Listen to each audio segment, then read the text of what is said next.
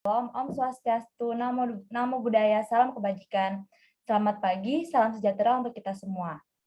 Perkenalkan, saya Dira Fadilah dan rekan saya Muhammad Ali Farisya Mansur.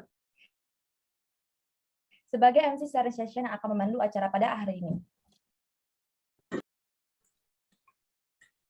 Sebelum mulai, ada baiknya kita berdoa terlebih dahulu demi kelancaran acara hari ini. Berdoa sesuai dengan agama dan kepercayaan masing-masing, berdoa dipersilakan.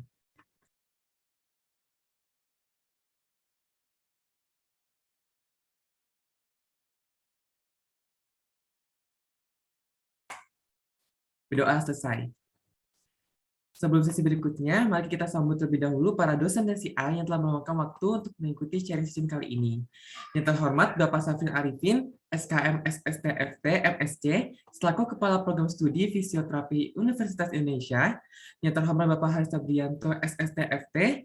Yang terhormat KBRI Malik, AMDKes, STRKes. Yang terhormat Kak Akbar Febriandri Sipahutar, STR-FTR IFOFIT. Yang terhormat Karifah Rahmalia, AMDFT. Yang terhormat Kak Bernadette Novita, AMDFT, selaku Clinical Instructor dari Stasiun Muskuloskeletal dan Olahraga. Lalu yang terhormat Ibu Faiza Abdullah, SSTFT Biomed. Yang terhormat Bapak Riza Pahlawi, SSTFT MKes, selaku dosen penanggung jawab Stasiun Muskuloskeletal dan Olahraga. Serta yang terhormat Bapak Ibu dosen fisioterapi Universitas Indonesia yang tidak dapat kami sebutkan satu persatu tanpa mengurangi rasa hormat kami. Dan juga terima kasih kami sampaikan kepada kehadiran Bapak, Ibu, adik-adik, serta kakak-kakak yang luar biasa ini yang sudah meluangkan waktunya untuk menghadiri sharing session pada hari ini. Tema yang akan kami sampaikan pada sharing session hari ini yaitu lutut terasa tidak stabil dan lemah. Selain atlet, orang biasa juga dapat terkena loh. Yuk cari tahu cara mengatasinya. Oke, sebelumnya dimohon kepada para audiens yang telah hadir dapat mengisi absensi di link yang tertera di kolom chat terlebih dahulu.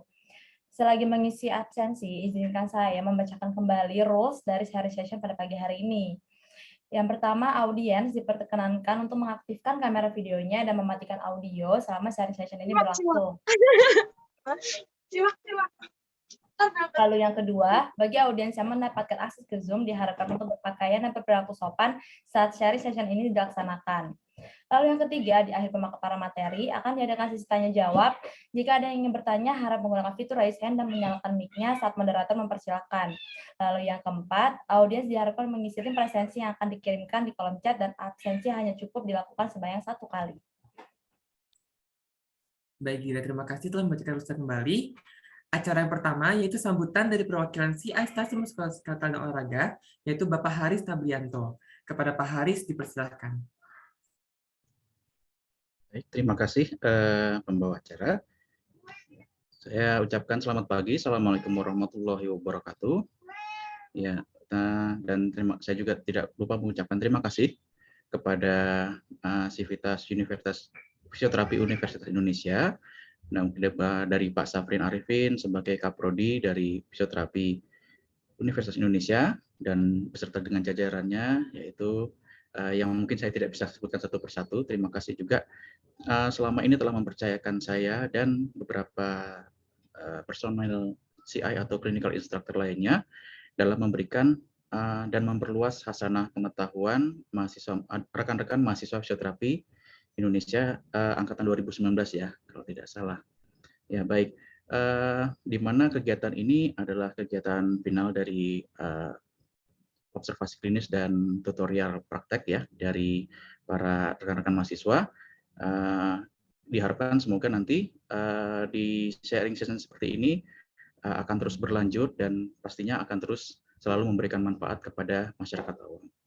Oke, baik. Dan kemudian juga saya tidak lupa mengucapkan terima kasih kepada para peserta yang telah meluangkan waktunya ya di akhir minggu ini, di akhir pekan ini, di mana mungkin akhir pekan waktunya buat keluarga, tapi menyempatkan diri untuk menyimak dan mengikuti sharing session yang persembahan dari rekan-rekan mahasiswa fisioterapi D3 Universitas Indonesia angkatan 2019. Ya, baik. Nah, mungkin sebagai pemanasan saja ya. Jadi mungkin dari Bapak-bapak dan Ibu-ibu yang dari peserta, mungkin ada yang sudah awam dan juga belum ada yang belum mengetahui apa itu fisioterapi. Nah, saya akan coba sedikit memberikan pemanasan ya. Saya juga izin untuk dari mahasiswa, rekan mahasiswa untuk memberikan pemanasan sedikit tentang apa itu fisioterapi dan tentunya apa saja yang dilakukan di sana. Baik, ya, saya pribadi sebagai fisioterapis dipercayakan kepada dari Universitas Indonesia untuk menyampaikan apa namanya stase pengetahuan dari stase muskuloskeletal dan fisioterapi olahraga di sana. Oke, baik. Saya akan coba memperlihatkan apa yang kita lakukan atau fisioterapis lakukan di apa namanya praktek fisioterapi muskuloskeletal dan olahraga.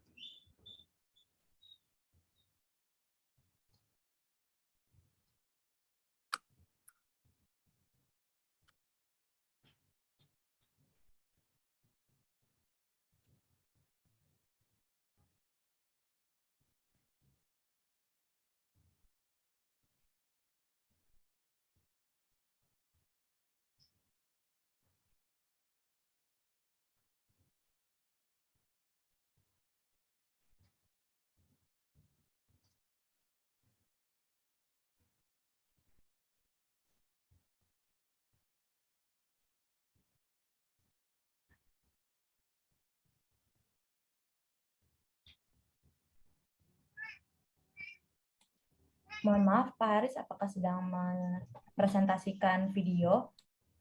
Ya, tidak kelihatan ya? Belum, Pak. Belum kelihatan, Oke, Pak. sebentar. Oke, saya coba inikan lagi ya. Oke, kalau gini sudah kelihatan? Sudah, Pak. Oke, baik. Ya, mungkin bagi beberapa dari kita sudah pernah melihat scene ini ya. Scene ini di film Mission Impossible.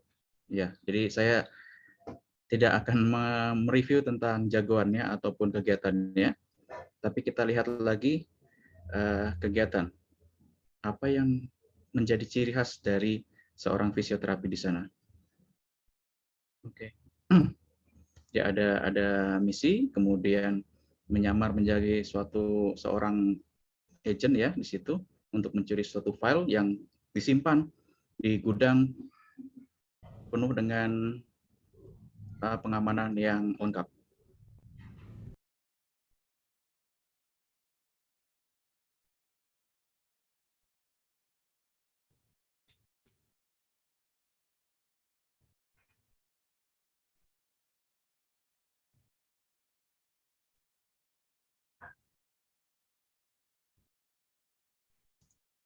Oke, ya. Jadi kata kunci dari yang saya ingin coba sampaikan dari praktek fisioterapi adalah motion analysis. Jadi di mana kita sebagai seorang fisioterapi menganalisa pergerakan seseorang ataupun pergerakan pasien dan klien yang kita hadapi di sini. Jadi di sini dilihatkan di scene Mission Impossible bahwa Anda tidak akan bisa melewati satu lapisan pengamanan terakhir, yaitu gait analysis. Di mana gait analysis atau cara seseorang berjalan itu sangat-sangat tailor-made dan tidak bisa sama antara satu sama lainnya. Walaupun di dunia ini banyak sekali populasi manusia ya, tapi pasti tidak akan identik satu sama lainnya seperti itu. Maka dari itu, motion analysis itu kita gunakan pada settingan klinik atau klinis ya, atau pengobatan dan settingan di kegiatan olahraga. Kita akan coba lihat dulu. Nah, motion analysis di sini bisa kita gunakan untuk menemukan penyebab nyeri leher yang kronis dengan lebih akurat. Di mana disebutkan bahwa di jurnal disebutkan di jurnal ya dari McAfee dan kawan-kawan di tahun 2005 di sana, di mana mereka menyimpulkan bahwa we found a statistically significant association between cervical pain and lordosis below 20 degrees and a clinical normal range for cervical lordosis of 31 degrees to 40 degrees. Jadi di mana kalau seandainya ronsen pasien itu kita analisa, kemudian kita temukan bahwa sudut atau lengkungan lordosis cervicalnya atau lengkungan lehernya itu di bawah 20, berarti di sanalah penyebab nyerinya. Dan kemudian kita harus meningkatkan atau memodifikasi lengkungan tersebut sampai ke range normalnya yaitu 31 sampai 40 derajat. Dan itu hanya bisa kita lakukan kalau kita menganalisa gerak dan pemeriksaan penunjang ya. Terus kemudian ada lagi dan ini adalah kasus nyeri pinggang. Mungkin dari ronsen bahwa kelihatan mungkin kurang lebih sama, tapi ternyata program latihannya sangat-sangat berbeda sekali. Nah, itu juga kita tentukan dari pemeriksaan gerak ya, pemeriksaan gerak, dan kemudian digabungkan dengan pemeriksaan penunjang seperti ronsen seperti ini. Di mana kalau memang kita salah memberikan latihan, bisa jadi kita memperburuk kondisi nyeri pinggang yang terjadi. Terus bagaimana dengan skoliosis? Kalau skoliosis mudah sekali, tentukan dulu jenisnya dan baru susun program latihan. Di mana skoliosis di sini? Bapak Haris, maaf. Haris, maaf. Waktu sambutannya kasih saya. Oke, baik, terima kasih. Sebentar sedikit lagi. Terus kemudian kalau penasaran ingin tahu kapan dinyatakan sembuh, berarti tentukan derajat kemiringan skolisisnya ya. Kita harus tahu bahwa kemiringan sekian, bahwa sekian lama dan beberapa sekian kali fisioterapisnya semua akan terlihat di sana seperti itu. Sampai kepada motion analysis pada sport setting, di mana kita bisa memprediksi potensi cedera pada atlet. Ini merupakan kurang lebih metodenya sama dengan seperti yang saya sampaikan di scene film Mission Impossible. Kita menggunakan kamera, kita rekam, dan kemudian beberapa pose kita analisa di situ.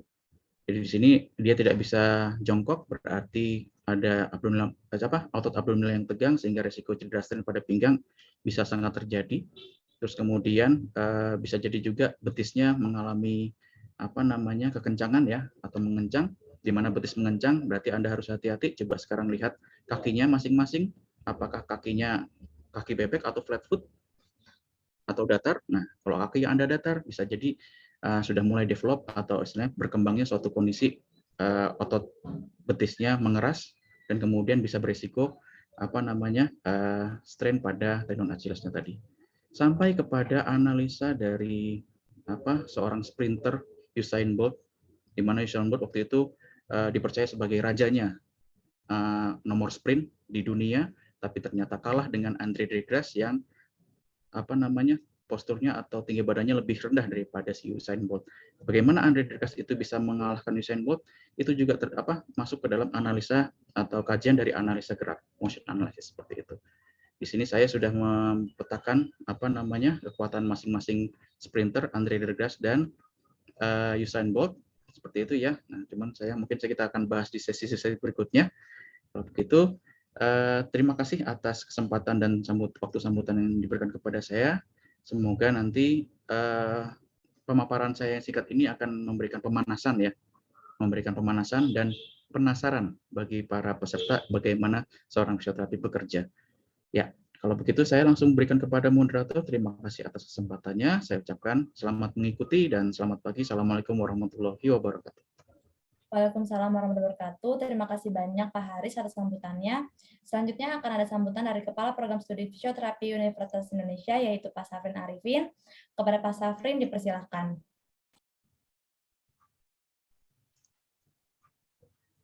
Bismillahirrahmanirrahim. Assalamualaikum warahmatullahi wabarakatuh. Selamat pagi untuk kita semuanya. Salam sejahtera. Dira, saya revisi sedikit ya, bukan kepala fisioterapi, ketua program prodi fisioterapi ya. Kalau kepala nanti saya tersinggung karena kepala saya ini terlalu menonjol. Oke ya, untuk selanjutnya ketua prodi gitu. Nah, oke, terima kasih apa yang disampaikan oleh Pak Haris ya. Ini luar biasa, angkatan pertama prodi D4 fisioterapi Binawan. Saya ingat sekali beliau sangat aktif, sangat menonjol dalam hal akademik maupun dalam hal non akademik. Ya. Nah, mungkin bukan angkatan pertama, kalau tidak salah angkatan kedua ya. Soalnya kalau tidak salah istrinya beliau itu angkatan pertama. Ini saya sampai masuk ke area private nih. Nah, oke. saking saya mengenal sosok-sosok ini karena beliau-beliau ini cukup dekat lah dengan saya. Nah, tadi bagus sekali apa yang disampaikan tentang motion analysis ya. Nah, saya di sini ikut menyambut, tapi juga mungkin sedikit kasih waktu 5 menit untuk memberikan beberapa penguatan apa yang disampaikan oleh Pak Haris. Nah, saya ingat tentang motion analysis ini. Waktu saya dulu ikut konferensi internasional di Taipei, itu dalam rangka 40 tahun usia fisioterapi di NTU, National Taiwan University. Saya ingat sekali bulan Desember. Kenapa suara saya jadi cewek? Itu berubah jadi cewek itu feedbacknya ya. Nah, kemudian kalau tidak salah itu sekitar akhir tahun November kurang lebih itu saya ikut workshopnya tentang motion analysis ini. Nah, 2007 itu tadi yang disampaikan oleh Pak Haris itu berdasarkan penelitian 2005. Nah, itu sudah ada alatnya juga di sana yang harganya kurang lebih 1,2 M. Nah, yang saya lihat di sini yang beredar alat motion analysis di Indonesia ini lebih kepada sudut dimensi kamera. Kemudian dianalisis gerakannya. Kalau di sana tidak, seperti robotik dia. Sehingga akurasi pergerakan itu sangat akurat sekali. Ya, kalau yang namanya kamera itu ketika mengirim itu pasti ada lag dan lain sebagainya seperti sinyal-sinyal kita lah ya, sinyal-sinyal internet. Tetapi kalau yang sifatnya robotik benar-benar kita masukin mulai dari jari-jari, tangan, kaki semua di badan ini, ya namanya alat 1,2 M real ya, real. Kalau dikirim ke Indonesia mungkin bisa sampai 3 M ya. Nah, itu benar-benar akurasi dan saya mempelajari alat itu. Saya bilang nanti saya beli. Saya belum masuk UI saat itu. Saya hanya bilang I'm from University of Indonesia. Saya bilang begitu langsung disambut dengan baik. Nah, padahal saya saat itu belum sama sekali masuk UI. Mungkin doa saya pada saat itu akhirnya saya 2011 masuk UI. Nah, itu makanya mereka sambut dengan baik dan mereka mengirimkan berbagai spesifikasi alat itu. Nah, mudah-mudahan nanti di tahun-tahun ke depan kita memiliki alat itu supaya untuk mendukung kinerja kita, terutama nanti kan sudah sarjana terapan nih. Artinya spek keilmuannya akan lebih tinggi. Nah, baik itu sekedar penguatan dari apa yang disampaikan oleh Pak Haris. Di luar sana sudah cukup lebih dulu, kemudian penuh dengan keakuratan di dalam pemeriksaan maupun penentuan diagnosis. Nah, sekarang masuk ke sambutan bahwa terima kasih banyak ke panitia, kemudian Pak dosen, khususnya yang in charge di sini, Pak Riza yang selalu aktif luar biasa, kemudian Pak Iman, Bu Faiza, tapi saya tidak lihat yang lain-lainnya, mohon maaf kalau tidak bisa disebutkan satu-satu. Kemudian Pak Haris, kemudian ada Kak Deta lah saya bilang, bukan Bu Deta ya, nanti ketuaan dia yang menjadi grup untuk muskuloskeletal ini. Kebetulan saya sendiri juga kan lebih ke arah muskuloskeletal. Nah, dengan adanya sharing session seperti ini akan memberikan ruang ya, ruang untuk tukar tambah pikiran lah kalau istilahnya Rocky Gerung itu ya. Kita harus untuk melakukan exercise terhadap pikiran-pikiran kita supaya kita bisa ada critical thinking, ada collateral thinking, sehingga apa menjadi pengalaman saya, pengalaman Pak Haris, Pak Riza, Bu Faiza, itu akan saling mengisi. Karena tidak mungkin keilmuan itu satu sisi lurus saja. Ya, linear satu sisi tidak bisa, karena kegiatan saya selama 24 jam ini akan berbeda dengan kegiatan Pak Haris, Pak Riza, Bu Faiza, Kak Deta selama 24 jam itu. Nah, pengalaman-pengalaman ketika menangani kasus, katakanlah di sini lutut, ada yang mungkin untuk kasus tertentu dia lebih advance, ya misalnya OA yang bagaimana, misalnya OA yang di mana tergerusnya, terkikisnya kondroitinnya itu di bagian belakang patella misalnya itu. Exercise mana yang biasa dilakukan oleh Pak Riza, Pak Haris misalnya. Misalnya saya, kalau di situ exercise yang saya berikan lebih kepada squat. Tetapi dalam kondisi tertentu tidak boleh kita pakai squat misalnya gitu ya. Kita hanya bisa memberikan penguatan isotonik pada quadricep ataupun hamstring. Nah, ini yang harus menjadi tukar tambah pikiran kita hari ini. Supaya tidak ada yang benar, tidak ada yang salah, hanya bisa membangun keilmuan fisioterapi itu sendiri. Jadi itu mungkin pesan singkat dari saya sebagai sekali lagi ketua prodi fisioterapi, bukan kepala ya. Nanti kepalanya saya nanti tambah gede ya. Sudah botak, gede lagi, repot tuh nanti. Nah itu untuk menyambut baik ya, saya bilang sekarang itu sebentar lagi jadi rekan-rekan sejawat ya, karena ini angkatan akhir, jadi saya pingin seperti yang saya bilang tadi itu darah segar fisioterapi itu ada pada kalian, ya mengalir pada diri kalian. Kami ini darahnya sudah terlambat mengalirnya karena banyak konsumsi kolesterol, kemudian konsumsi makanan-makanan manis sehingga banyak tersumbat. Nah, inilah generasi yang kita ciptakan untuk menjadi generasi yang hebat di masa mendatang. Saya kira itu. Terima kasih sekali lagi semua peserta yang hadir. Mohon maaf apabila ada kelebihan dan kekurangan dalam penyampaian saya. Assalamualaikum warahmatullahi wabarakatuh. Waalaikumsalam warahmatullahi wabarakatuh. Terima kasih Pak Safrin atas sambutannya. Nah, sebelum kita melanjutkan ke sesi berikutnya, para peserta dimohon untuk mengaktifkan kameranya terlebih dahulu untuk melakukan sesi dokumentasi. Kepada tim operator dipersilahkan. Baik, terima kasih Alif. Kepada para audiens, dimohon untuk menyalakan kameranya. Kita akan melakukan sesi dokumentasi. Nanti ditahan dulu gayanya sampai bunyinya selesai ya. Oke, kita mulai dari slide pertama. Bentar. Oke, 1, 2, 3.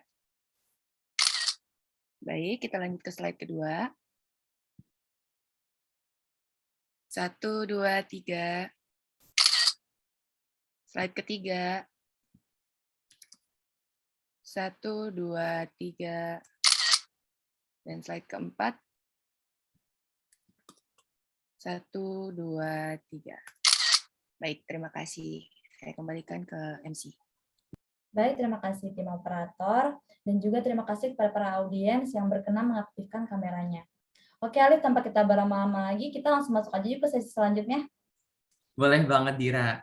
Nah, di sesi berikutnya itu akan ada sesi pemaparan materi oleh tim fasilitator yang akan dipandu oleh moderator kita yaitu Ines Amani dan Al-Abrar Pandita. Kepada Ines dan Abrar dipersilahkan.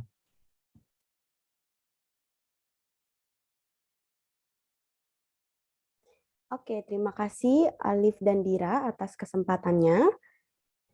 Mungkin tadi sudah dikenalkan secara singkat, tapi izinkan kami untuk memperkenalkan diri lagi.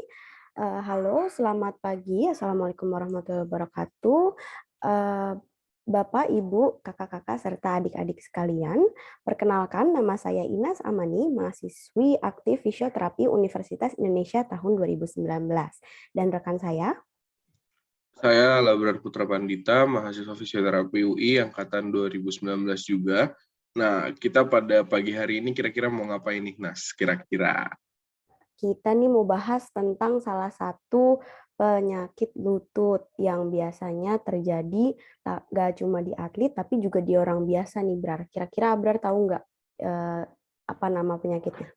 Kalau dari virtual background kita sih udah ada indikasi-indikasi ke arah anterior cruciate ligament, tapi biar kita lebih jelasnya lagi, kita langsung masuk aja ke sesi pemaparan materi yang akan dipandu sama Inas tentunya di 2 sesi pertama. Oke, kalau gitu pada Inas mungkin dipersilahkan. Oke, terima kasih Abrar atas kesempatannya. Ya, betul sekali. Pada kesempatan kali ini kami mengusung tema cedera ACL. Nah, mungkin ada beberapa dari peserta yang belum familiar dengan apa itu cedera ACL. Oleh karena itu, kami akan mengenalkan secara singkat terkait cedera ACL yang akan disampaikan oleh tim fasilitator. Nah, sebelumnya tim fasilitator yang akan menyampaikan terkait cedera ACL ini bernama Ruth Goldameir yang merupakan mahasiswa aktif fisioterapi Universitas Indonesia tahun 2019 yang kebetulan juga hobi bermain basket sejak sekolah hingga kuliah sekarang. Jadi Mungkin Golda lebih paham terkait cedera ACL. Oke, untuk Golda, apakah sudah ada di ruangan? Udah ada, Inas. Oke, siap. Karena Golda sudah siap dan berada di ruangan, maka waktu dan jaringan akan saya serahkan ke Golda. Dipersilahkan.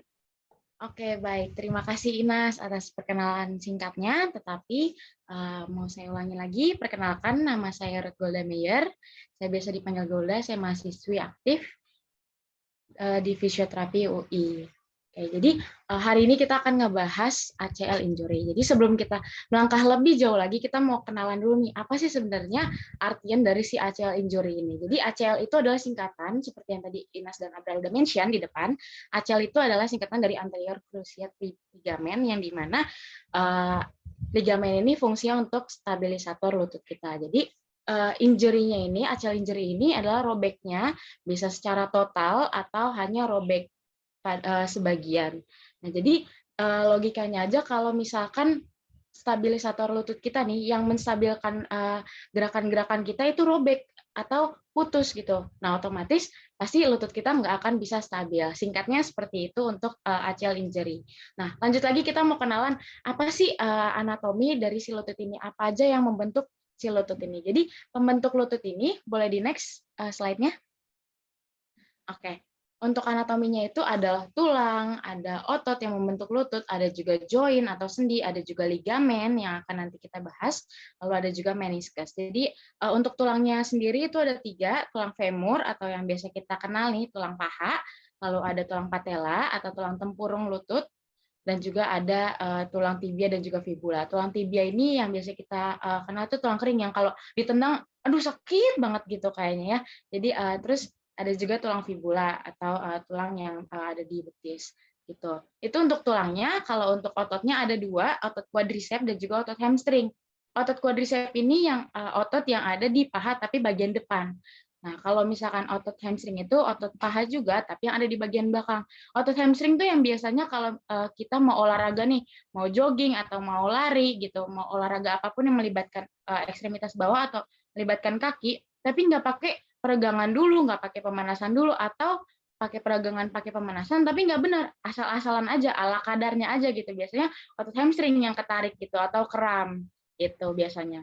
Lalu kita lanjut lagi ke joint atau sendi. Nah, sendinya di sini ada 2, sendi tibiofemoral joint atau sendi yang menghubungkan antara tulang paha, tulang femur, dan juga tulang tibia atau tulang kering. Lalu ada sendi yang menghubungkan antara patella atau tulang tempurung dan juga tulang paha atau patellofemoral joint. Lalu ada ligamen yang akan kita bahas pada hari ini. Jadi yang pertama itu ada ligamen anterior cruciate ligament yang ada di bagian depan, lalu ada posterior cruciate ligament yang ada di bagian belakang, lalu ada medial collateral ligament yang ada di sebelah dalam lutut, lalu ada lateral collateral ligament yang ada di sebelah luar. Nah, jadi kenapa sih harus ada 4? Kenapa nggak 1 aja? Saya kan tadi kayaknya ototnya 1, ototnya ada 2, quadriceps 1, hamstring 1 gitu. Kenapa ligamennya harus 4? Nah, karena lutut kita ini harus distabilin. Jadi kalau misalkan logikanya stabilisatornya hanya ada 1, yang si anterior cruciate ligament ini atau ACL ini, pasti nggak akan stabil. Jadi stabilisatornya itu harus ada di bagian depan, ada di bagian belakang, ada di bagian sebelah dalam, dan juga ada di bagian sebelah luar. Gitu kenapa ligamennya ada 4. Oke, lanjut lagi ke meniscus. Dia itu ada 2, ada di sebelah dalam atau di medial, dan juga ada di sebelah luar atau lateral. Nah, meniscus ini fungsinya untuk meredam gerakan kita. Misalkan kita mau lari, kita mau jogging, atau kita mau lari-lari kecil gitu. Nah, si meniscus ini akan jadi peredam setiap gerakan kita. Melompat juga bisa. Kenapa sih harus diredam? Karena seperti gambar yang udah tertera ya di slide, itu kan ada tulang yang tulang paha dan juga tulang tibia atau tulang kering. Nah, kalau misalkan di tengah-tengahnya nggak ada bantalan, itu nanti tulangnya bertubrukan yang akan menyebabkan cedera yang nggak akan kita mau gitu. Bisa fraktur, bisa juga kekikis lama-lama. Jadi fungsinya meniscus ini sebagai bantalan atau peredam dari tiap gerakan kita. Seperti itu. Boleh tolong di next, operator? Oke, terima kasih. Jadi kita mau lanjut lagi ke mekanisme injury dari ACL. Penyebab dari cedera ini itu biasanya karena ada gerakan-gerakan yang tiba-tiba gitu. Misalkan kayak tadi yang sudah saya bilang, peregangannya nggak betul, terus pemanasannya juga nggak betul, ala kadarnya aja. Nah, otomatis kakinya nggak siap dong, kakinya nggak panas gitu. Kalau kata atlet-atlet tuh belum panas gitu badannya, belum panas, belum siap gitu, belum keringetan, belum siap ngelakuin gerakan aneh-aneh gitu. Nah, kalau misalkan peregangan atau pemanasannya itu nggak betul, nggak dengan kesiapan yang benar-benar nggak maksimal gitu, nanti kakinya nggak akan siap. Misalkan kalau orang awam gitu nggak siap pemanasannya, dia jogging terus tiba-tiba ada yang manggil misalkan di belakang Golda, terus tiba-tiba dia nengok ke belakang tapi kakinya nggak ikut muter. Nah itu bisa jadi nanti dia bisa lututnya nggak stabil, abis itu jatuh. Nah itu bisa menyebabkan ACL injury gitu kalau untuk orang awam. Kalau misalkan untuk atletnya sendiri biasanya kalau saya di olahraga basket itu dalam keadaan layup juga bisa. Layup itu yang kanan kiri lompat gitu. Jadi waktu misalkan kaki kanannya udah steady nih, udah siap ngelangkah kanan, lalu pas kirinya dia nggak siap. Nah, pas dia nginjekkan kaki ke kiri, badannya ke arah kiri, karena nggak siap kakinya, itu dia bisa jatuh ke samping atau ke depan atau ke belakang gitu. Nah, itu bisa nyebabin ACL injury gitu. Nah, biasanya sebenarnya semua olahraga bisa bisa terkena ACL injury, tapi paling besar biasanya commonnya itu di atlet-atlet permainan bola besar, misalkan sepak bola.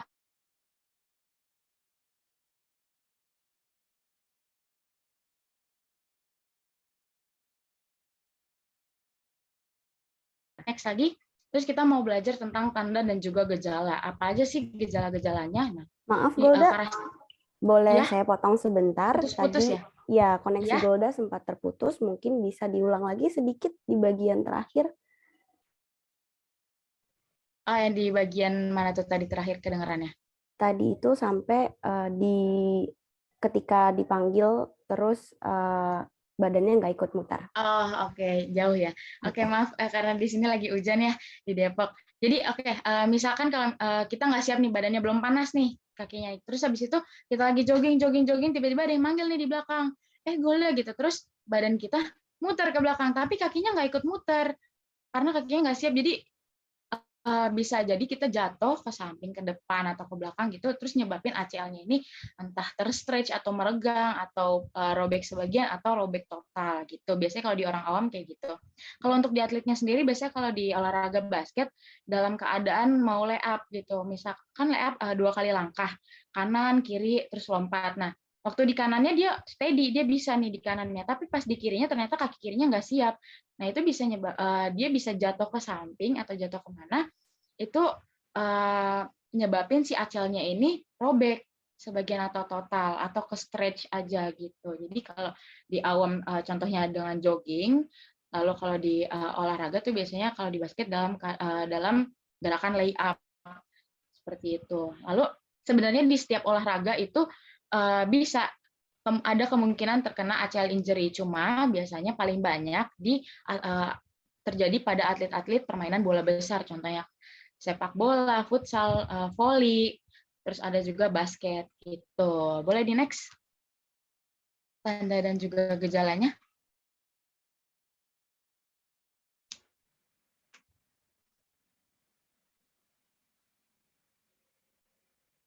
Oke, jadi dari tanda dan gejalanya ini karakteristiknya dibagi jadi 3. Ada 3 grade atau 3 tingkatan. Yang pertama, tingkatan pertama serabut ligamennya ini hanya mengulur, jadi belum ada robekan gitu. Nah, biasanya ada terus agak sedikit bengkak gitu, tapi paling banyak, paling common umumnya itu ada rasa nyerinya dulu. Itu untuk tingkatan 1. Nah, kalau untuk tingkatan 2-nya biasanya dia udah ke stretch, terus dia agak sedikit ada robekan, tapi belum putus. Nah, biasanya selain nyeri, dia ada bengkak juga sama nyeri tekan. Jadi, kalau nanti misalkan ditekan-tekan atau diperiksa sama fisioterapis, di tes usus dan lain-lain, dia biasanya ada rasa.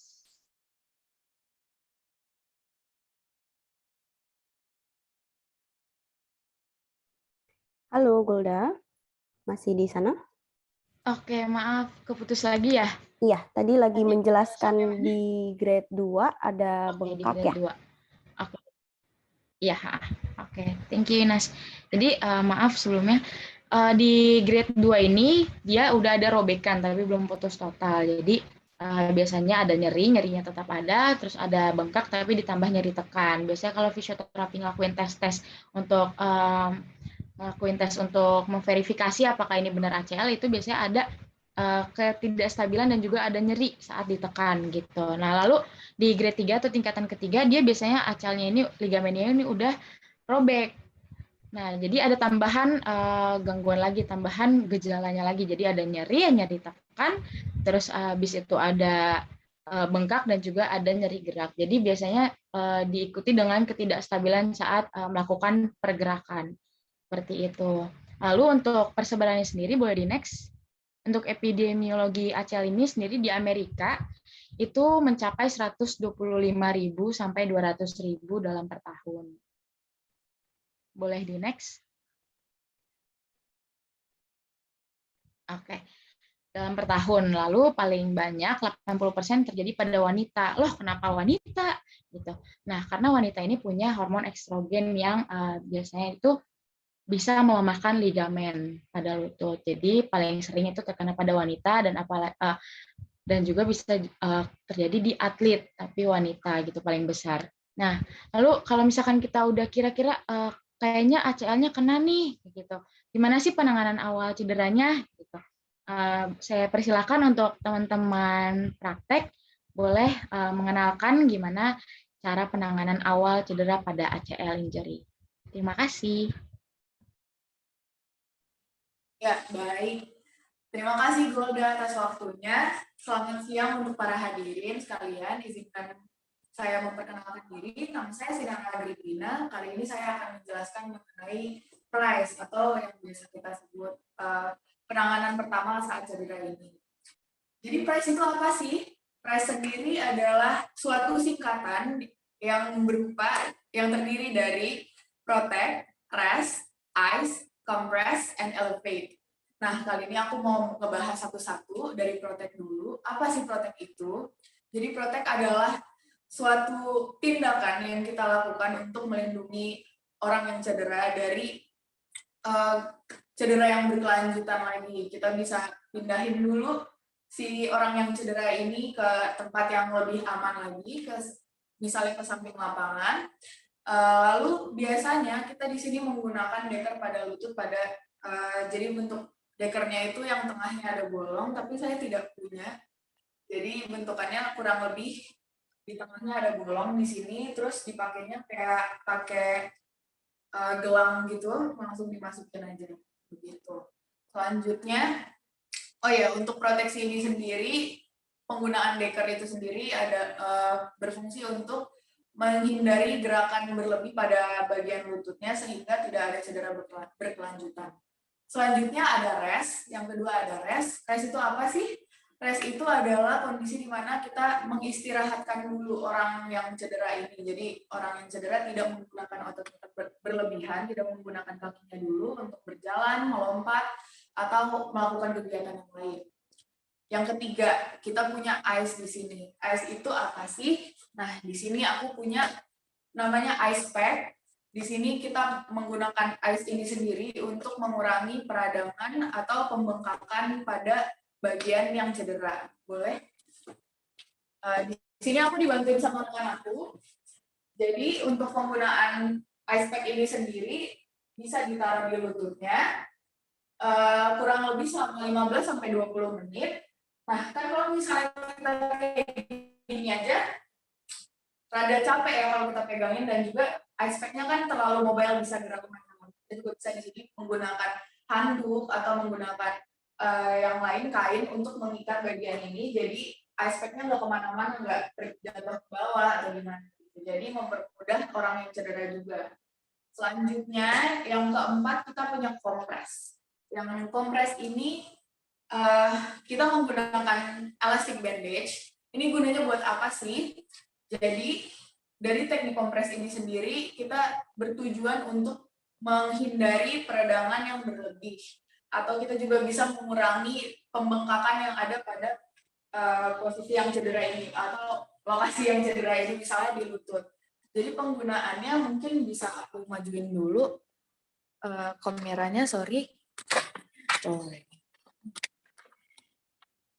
Jadi untuk penggunaan bandage ini sendiri bisa kita posisikan dulu pasien yang nyaman, terus bentuk lututnya lurus gini. Terus kita bisa mulai dari bawah. Dan Ya. Sampai mengcover bagian lututnya itu sendiri. Begitu kurang lebih. Dan selanjutnya yang terakhir kita punya poin elevate. Elevate itu apa sih? Elevate adalah posisi di mana anggota yang cedera, anggota tubuh yang cedera, atau di sini misalnya lutut, berada lebih tinggi daripada jantungnya atau mengarah ke jantung. Jadi kita bisa angkat kaki orang yang cedera itu setinggi ini. Jadi teknik ini juga bisa memperlancar peredaran darah ataupun memobilisasi jaringan yang mengalami pembengkakan ini. Gitu. Atau misalnya kalau tidak ada orang yang bisa membantu, kita juga bisa menggunakan ganjalan seperti bantal, atau di sini aku ada board, jadi tinggal ditaruh di bawah kaki. Kayak gini, tapi lebih tinggi lagi. Gitu, kurang lebih. Jadi, mungkin segitu aja dari aku. Aku balikin lagi ke moderator. Terima kasih.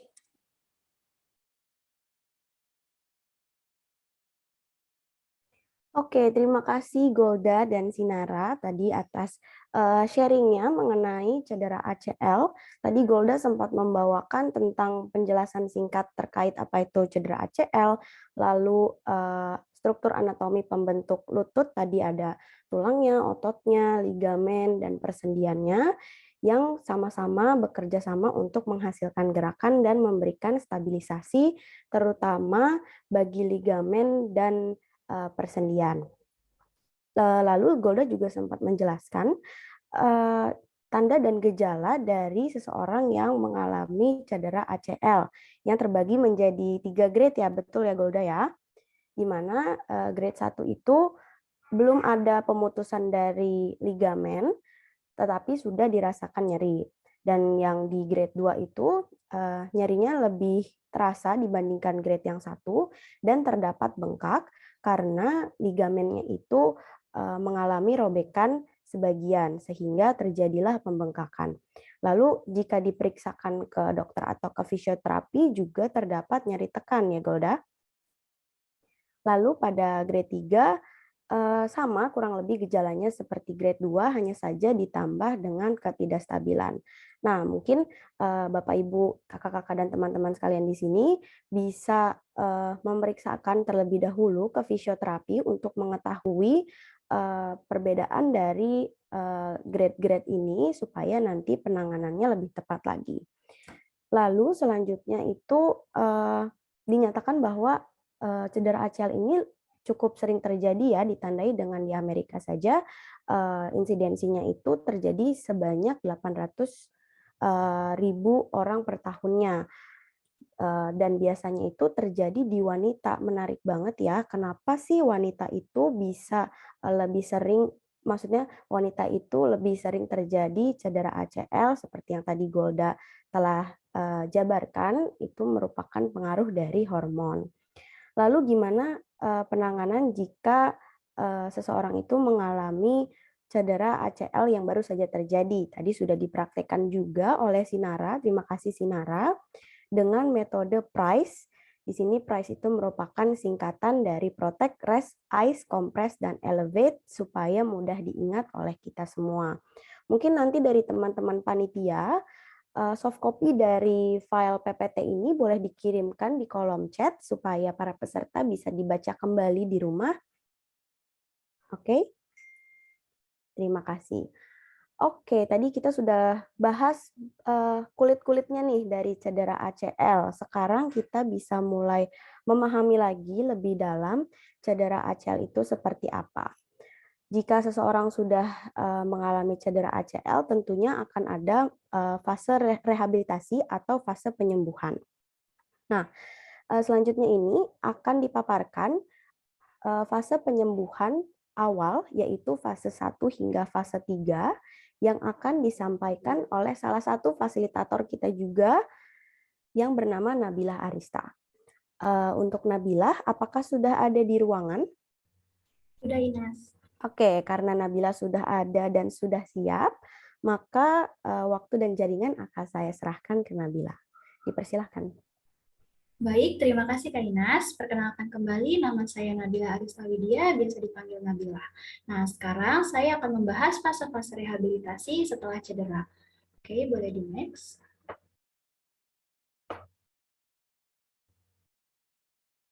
Nah, fase ini kan terdiri dari 5 fase.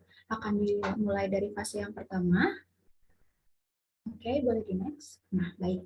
Nah, fase 1 ini serat-serat ligamen mulai ada peregangan, tetapi tidak sampai adanya robekan. Dan pada fase ini juga tanda yang ditimbulkan antara lain yaitu rasa nyeri tekan, bengkak, dan rasa ketidakstabilan pada lutut.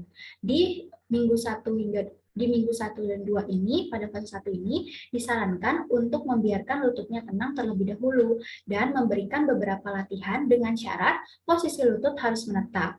Nah, latihan-latihan yang bisa dilakukan pada fase 1 ini yaitu latihan-latihan basic seperti quadriceps setting, lalu pemberian ice dan compression, dan juga pemberian bandage. Lalu tujuan yang penting pada fase 1 ini yaitu untuk dapat melakukan gerakan meluruskan lutut dan juga untuk mengurangi pembengkakan. Lalu selanjutnya boleh di next. Oke, selanjutnya fase 2. Nah, fase 2 ini bertujuan untuk mengembalikan kekuatan otot lutut, keseimbangan, dan juga koordinasi dasar. Fase ini biasanya dimulai dengan cara yang mudah dan dengan tipe bodyweight exercise atau menggunakan berat tubuh dirinya sendiri yang berkembang menjadi berbasis gym yang dapat dipadukan dengan pemberian resistance atau perlawanan, balance atau keseimbangan, dan juga koordinasi. Dan pada fase 2 ini, apabila terjadi peningkatan rasa sakit atau pembengkakan, itu merupakan gejala yang menunjukkan bahwa lutut kita tidak dapat mentoleransi beban yang diberikan. Lalu latihan-latihan apa saja sih yang bisa dilakukan di fase 2 ini? Nah, latihannya itu antara lain adalah lunges, squat, bridging, core exercise, balance exercise, lalu bersepeda, berenang, berjalan kaki. Nah, tujuan utama pada fase 2 ini yaitu dapat melakukan keseimbangan dengan menggunakan satu kaki, lalu meningkatkan kembali kekuatan otot, dan juga dapat melakukan teknik squat dengan satu kaki dan dengan keselarasan yang baik. Oke, boleh di next. Lanjut ke fase 3. Nah, di fase 3 ini sudah kembali difokuskan untuk berlatih, seperti latihan berlari, agility atau kelincahan, jumping, dan juga hopping. Nah, apa sih perbedaannya jumping dan hopping ini? Bedanya itu ada di dalam jumlah kaki yang digunakan. Apabila jumping itu melompat menggunakan 2 kaki, lalu hopping itu melompat menggunakan 1 kaki dan berisi lompatan-lompatan kecil. Lalu, untuk bisa dikatakan masuk pada fase ini atau fase 3 ini, kondisi lutut itu harus sudah terbebas dari bengkak dan juga rasa nyeri. Lalu dalam fase ini juga yang sangat diperhatikan itu adalah teknik yang benar dari suatu gerakan. Seperti contohnya gerak pendaratan yang baik saat melompat. Nah, kenapa pendaratan yang baik itu sangat penting? Karena saat mendarat dengan postur yang sesuai, tanpa suara dan perlahan-lahan, itu dapat menurunkan kekuatan benturan, mengurangi resiko cedera, dan dapat juga memperpanjang umur sendi. Lalu, latihan-latihan apa saja yang bisa dilakukan pada fase ini? Yaitu ada latihan agility atau kelincahan menggunakan slalom running dan shuttle run. Lalu juga ada latihan untuk jumping dan hopping, yaitu scissors jump, single hop, dan juga box jump, yang tertera pada gambarnya di PPT. Kemudian goals atau tujuan pada fase ini yaitu untuk perkembangan yang baik dalam program agility atau kelincahan dan juga untuk kembalinya kekuatan dan keseimbangan secara penuh. Baik, sekian yang dapat saya sampaikan. Akan saya kembalikan ke moderator. Terima kasih Nabila atas pemaparannya terkait fase-fase awal dari masa rehabilitasi cedera ACL. Tadi sudah disebutkan juga ya, fase-fase awal itu fase... Oke. Tadi sudah disebutkan juga fase awal itu dari fase 1 hingga fase 3, di mana setiap fasenya itu memiliki karakteristik tersendiri dan memiliki tujuan latihan agar dapat masuk ke fase selanjutnya. Dan sebelum masuk ke fase selanjutnya juga harus ada goals yang harus dicapai supaya nanti tidak salah penanganan di fase yang selanjutnya. Oke, mungkin sampai di sini Bapak, Ibu, teman-teman, dan kakak-kakak yang sudah memiliki pertanyaan bisa ditahan dulu sebentar karena kami akan membuka sesi pertanyaan di akhir. Tapi untuk sekarang, penyampaian materi terkait cedera ACL masih akan dilanjutkan dan akan dibantu oleh rekan moderator saya, Alabrar. Kepada Alabrar, apakah ada di ruangan? Oke, ada Inas. Terima kasih banyak.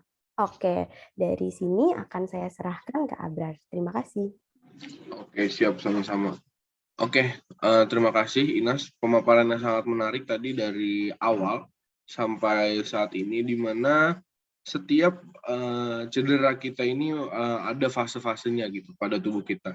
Baik dari segi rehabilitasi maupun segi gejala, apa yang dikeluhkan, dan lain-lain. Nah, ternyata masih ada satu fase lagi nih, sebelum kita mendapatkan posisi pulih total. Tapi balik lagi, kembali ke individu masing-masing, dan kembali juga seberapa bagus proses recovery yang dilakukan oleh individu-individu tersebut.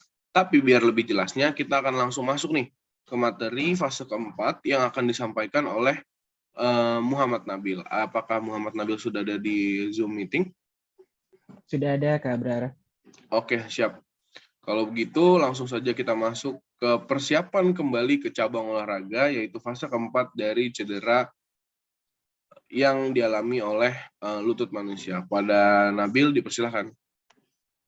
Oke, Abrar, terima kasih.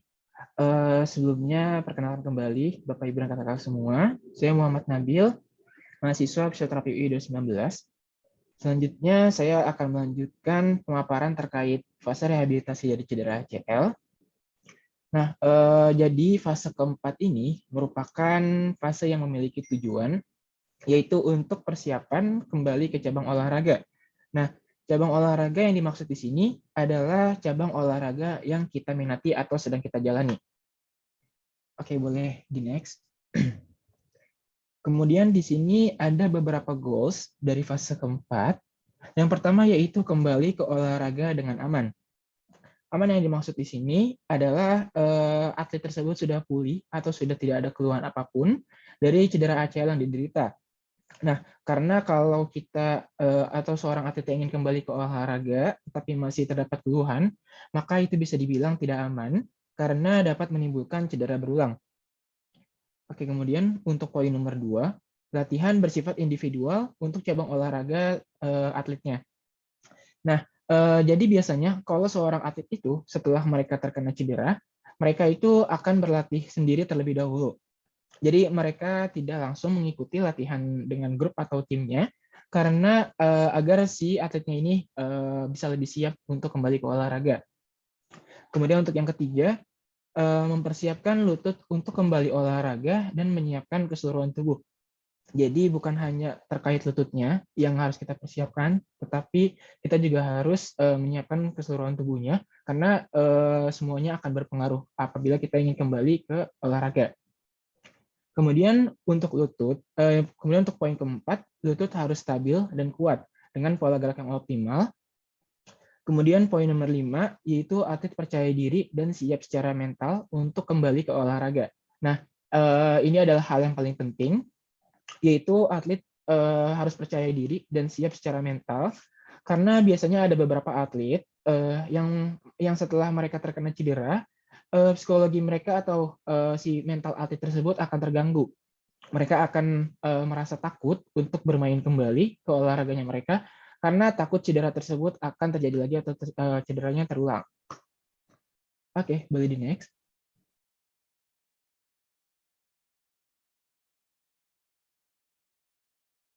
Oke, selanjutnya kita masuk ke fase 5.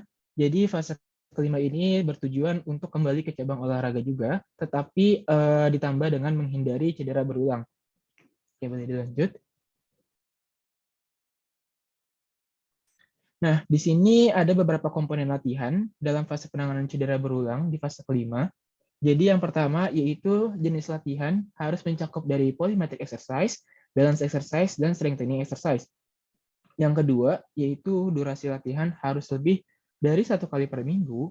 Latihan dapat dilakukan sebanyak 2 hari per minggu dalam waktu lebih dari 30 menit per harinya. Kemudian yang ketiga yaitu program harus berjalan minimal selama 6 minggu. Nah, kemudian kriteria untuk melakukan latihan ini di fase kelima yaitu kekuatan otot sudah kembali lebih dari 90% dan tidak ada rasa nyeri. Kemudian di fase 5 juga terdapat 2 program latihan yang sering digunakan, yaitu ada the PEP program dan the Viva 11 Plus. Untuk program latihan the PEP program, terdapat 2 program latihan. Yang pertama yaitu melakukan pemanasan selama 15 menit. Kemudian fokus utama program ini adalah mendidik pemain tentang strategi untuk menghindari cedera dan terdapat latihan khusus. Kemudian untuk the Viva 11 Plus, yaitu yang pertama latihan mencakup lari, latihan strengthening, balance, muscle control, dan core stability. Yang kedua yaitu latihan dilakukan selama 20 menit, dan yang ketiga yaitu latihan juga dilakukan sebagai pemanasan sebelum bermain di lapangan. Biasanya dilakukan selama 10 menit. Oke, sekian pemaparan terkait fase keempat dan fase kelima yang bisa saya berikan. Saya kembalikan ke Kak Abrar. Terima kasih. Oke, baik. Terima kasih banyak Nabil atas pemaparannya tadi tentang fase keempat, yaitu return to sport ya, Nabil ya, betul ya. Oke, nah selanjutnya akan ada praktek yang akan dilakukan oleh Sinara dan juga Heldo. Apakah Sinara dan Heldo sudah berada di room? Ya, sudah, Abrar. Sudah, Abrar. Kembali Oke. lagi sama saya. Kali ini saya mau nyontohin satu latihan aja, sisanya nanti dijelaskan oleh rekan saya, Heldo Sabri. Latihan yang saya akan jelaskan adalah quadricep setting. Quadricep setting itu gunanya untuk mengaktifasi paha bagian atas. Nah, caranya gampang, kita duduk dulu selonjoran. Terus juga kakak-kakak, abang-abang semuanya, bapak, ibu bisa banget udah nyiapin ganjalan untuk menaruh di bawah lututnya. Gitu. Kalau nggak ada ganjalan mungkin bisa dipegang pakai tangannya di bawah lutut, kayak gini aja. Terus juga gerakannya gampang. Untuk ngelakuin quadricep setting ini kita ngelurusin lutut kita, terus menekan lutut kita seperti ingin ke bawah, menekan bagian ganjalan ini. Kita tekan seperti ini, tapi yang perlu diperhatikan adalah yang berkontraksi atau yang menekan, yang bekerja hanya otot bagian atas, otot paha bagian atas. Jadi otot bokongnya tidak bekerja karena kan kalau misalnya lagi kayak gini, kita suka kayak kita dorong ke atas gitu secara nggak langsung otot bokong kita yang kerja. Jadi di sini gerakannya cuma mendorong lutut ke bawah, tapi kerjanya dari paha atas. Jadi yang kerasa kenceng adalah paha atas. Lalu setelah udah dikencengin paha atasnya, neken ke bawah lututnya, ini bisa ditahan dalam waktu hitungan 8-10 detik. Contohnya 1, 2, 3, 4, 5, 6, 7, 8, 9, 10. Lalu kita relax lagi, kita rest lagi. Setelah itu kita bisa melakukan gerakan ini dengan pengulangan 5-8 pengulangan. Begitu. Oke deh, latihan-latihan selanjutnya akan dijelaskan oleh rekan saya, Heldo Sabri. Oke, terima kasih Kak Sinara. Sebelumnya perkenalkan kembali lagi, nama saya Heldo Sabri. Nah, pada kesempatan kali ini saya akan melanjutkan latihan-latihan apa aja sih utul-utul yang telah disampaikan oleh Kak Sinara. Tadi itu yang pertama itu ada body setting. Nah, untuk latihan selanjutnya itu ada heel slide. Nah, heel slide ini apa sih tujuannya? Pasti tujuan pertamanya itu untuk meningkatkan gerakan di sekitar lutut kita. Nah, terus kayak gimana sih gerakannya? Nah, gerakannya cuma simpel banget teman-teman, semuanya. Kita cuma tidur terlentang aja seperti ini. Oke. Nah, kedua kaki kita tekukkan. Nah, setelah kita tekukan di bagian cedera, nanti kita dorong ke depan, kita luruskan, terus habis lurus kita tarik lagi sampai tertekuk. Contohnya seperti ini. Kita mengalami cedera di sebelah kaki kanan kita. Nah, pertama kali kita luruskan kaki kita, didorong ke depan aja, lurus, oke. Nah, kalau sudah mulai lurus, kita kembali lagi ke posisi semula, itu ditekukan kembali. Tekukan kembali lagi, tekukan kembali lagi. Dan apabila keadaan setempat bisa dibilang kasar atau tidak licin, boleh banget dibantu sama handuk atau kain yang ditaruh di bawah tumit kita. Dan juga satu lagi, di gerakan ini jangan sampai tumit kita kerangkat. Yang dimana tumit kita itu cuma didorong aja, terus ditarik kembali lagi sampai seperti ini. Oke, dan latihan ini bisa dilakukan 8 kali dengan 3 kali pengulangan. Nah, kita lanjut ke latihan selanjutnya. Untuk latihan selanjutnya itu ada heel rise. Oke, sebentar.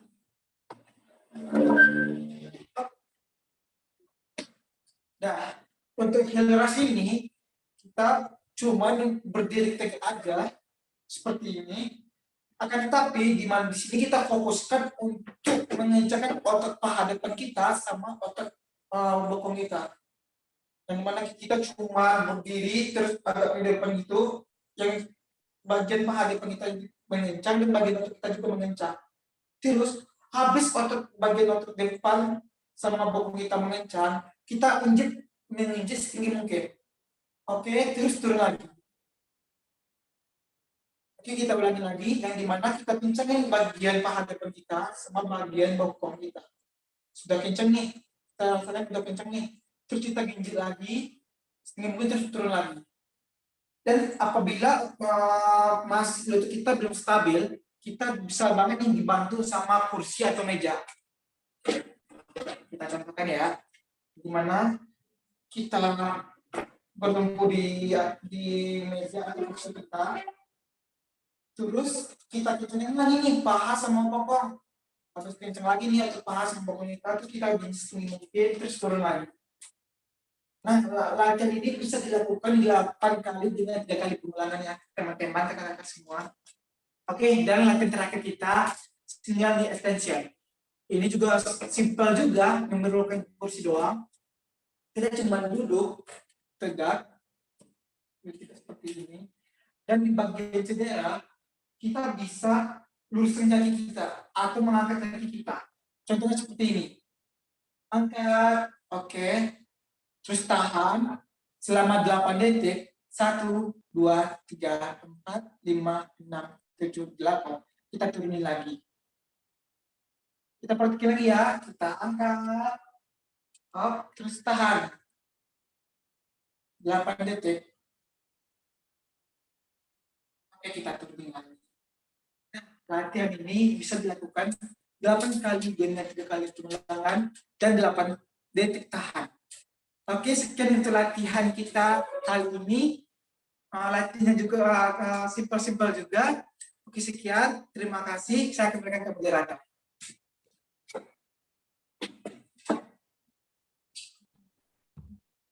Oke, baik. Terima kasih banyak. Itu dia tadi latihan yang sudah diperagakan oleh Sinara dan juga Heldo. Ada beberapa latihan tadi yang memang bisa kita lakukan di rumah, tujuannya untuk memberikan stretch dan juga penguatan tentunya pada otot-otot yang berkaitan dengan gerakan pada lutut kita. Oke, mungkin untuk pemaparan materi dan juga praktek atau latihan yang diberikan itu sudah semuanya dijabarkan sejak tadi awal sampai saat ini. Nah, sebelum kita akan menutup, tentunya kita akan membuka Q&A, question and answer, yang di sesi pertama ini kita akan menampung 3 pertanyaan pertama. Jadi untuk teman-teman semua, Bapak, Ibu, serta adik-adik, dan juga para hadirin semuanya, apabila ada pertanyaan yang ingin ditanyakan, dipersilahkan.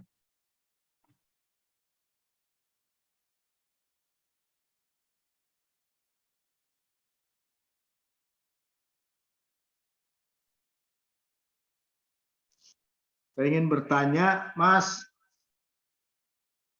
Siap, silakan Bapak.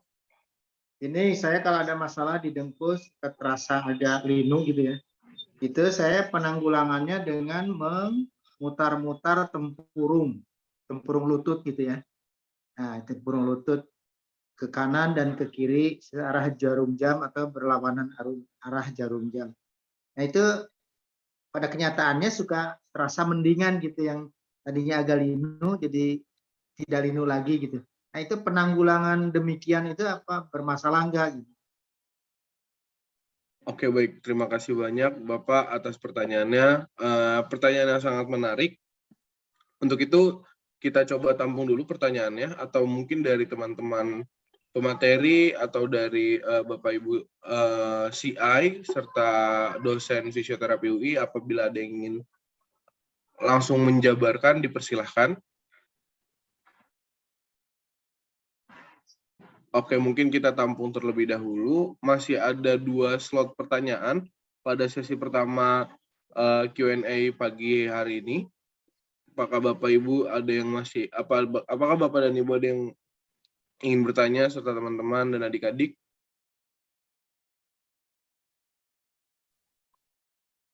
Ya, selamat pagi. Selamat pagi, Nas. Selamat pagi, Ibu. Silakan, Ya, Ibu. saya Bu Elva. Saya selalu sering merasakan nyeri lutut. Nah, kadang-kadang sampai bengkak. Nah, Oke, saya baik. sudah melakukan pakai counterpan, pakai lupa saya apa berbentuk gel gitu, gel bening gitu. Nah, sudah juga makan obat diklopenak. Tapi itu hanya sementara dan kambuh lagi. Dan kalau saya berjalan paling tidak atau kecapean, itu akan timbul. Dan dingin, cuaca dingin juga akan timbul. Saya juga pakai seperti korset lutut apa namanya itu? Brace ya, Bu? Ya, sejenis itu. Saya udah pakai itu, tapi kalau pakai itu saya nyaman.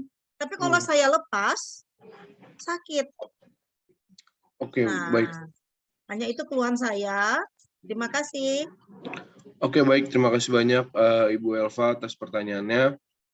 Kita tampung dulu, Bu, pertanyaannya. Nanti akan kita jawab setelah ini.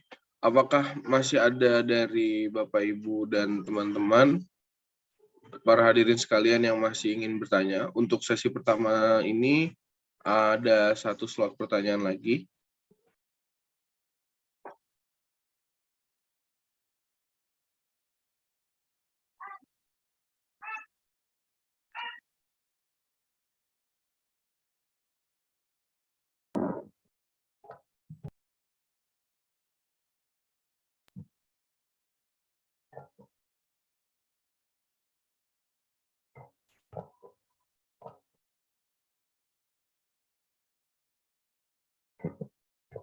Oke, mungkin karena masih belum ada yang ingin bertanya, mungkin akan dicoba untuk dijawab terlebih dahulu untuk pertanyaan yang pertama.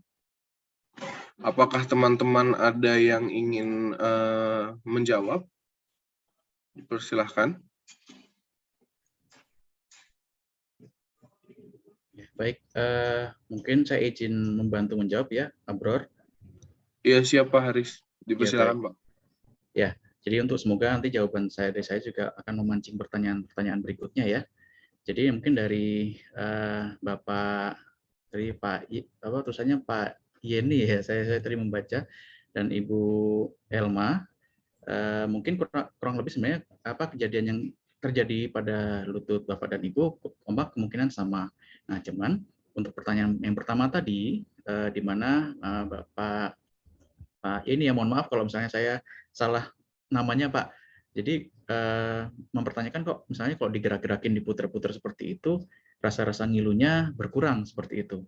Ya, karena begini Pak, kadang nyeri lutut itu timbul dikarenakan tadi ada permasalahan dari beberapa sisi otot ya, seperti yang tadi oleh Mbak Ruth Golda sampaikan.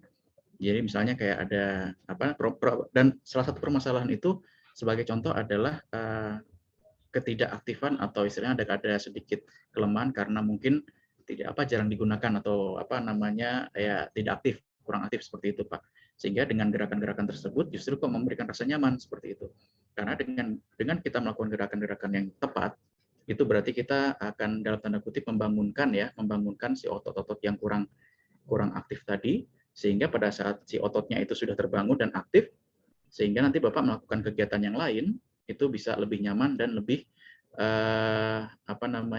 tidak ada kendala seperti itu Pak. Jadi makanya kampanye dari kita sebagai praktisi fisioterapi adalah untuk tetap aktif, tetap bergerak, namun dengan latihan-latihan yang aman, tentunya aman dan nyaman seperti itu. Nah, jadi kalau seandainya Bapak tadi menanyakan apakah kira-kira latihan seperti itu aman untuk ke depannya, saya rasa aman Pak, karena begini, ciri dari gerakan atau latihan yang tidak aman adalah Bapak pada saat melakukannya, Bapak akan merasakan sakit. Nah, sehingga kalau ada rasa sakit berarti bisa jadi lutut Bapak mungkin kurang siap untuk melakukan jenis latihan tersebut, atau memang latihan tersebut adalah latihan yang kurang cocok dan bisa menimbulkan potensi gangguan lutut yang lainnya seperti itu. Jadi intinya adalah poin yang ingin saya sampaikan, selama Bapak merasakan nyaman melakukan aktivitas atau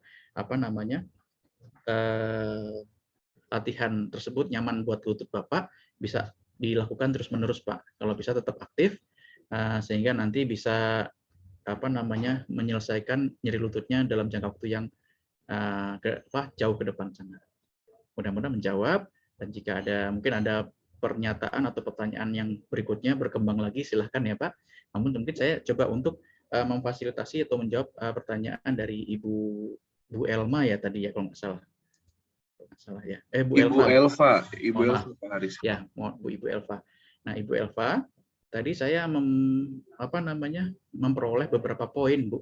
Beberapa poin dari informasi yang Ibu berikan, bahwa kalau saya menggunakan bracing atau istilahnya tadi deker lutut ya, kalau orang awam bilang deker lutut, ataupun ya itulah jenisnya yang untuk membungkus. Nah, mungkin saya boleh izin bertanya Bu, deker lututnya atau bracing lututnya itu ada rangkanya nggak? Ada besinya nggak kira-kira? Besinya tidak, tapi seperti ada pelapisnya agak keras gitu, tapi dia berupa lembut gitu, seperti tulang lunak begitu. Dan seperti ada penyangganya. Baik. Dan pakai cara pakai dikerat gitu. Oh, cara pakainya kayak kosaki, terus kemudian ditarik ke itu, terus kemudian Tidak. Oh, jadi langsung seperti korset seperti itu.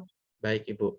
Nah, dari sini sebenarnya kalau dari bracing yang Ibu lakukan, bracing atau deker yang Ibu pakai itu memberikan rasa kenyamanan, dan kalau seandainya tidak tidak ada platnya ya tadi ya, tidak ada rangkanya, atau cuma ada perekatnya atau velcro-nya tadi, nah ada kemungkinan mungkin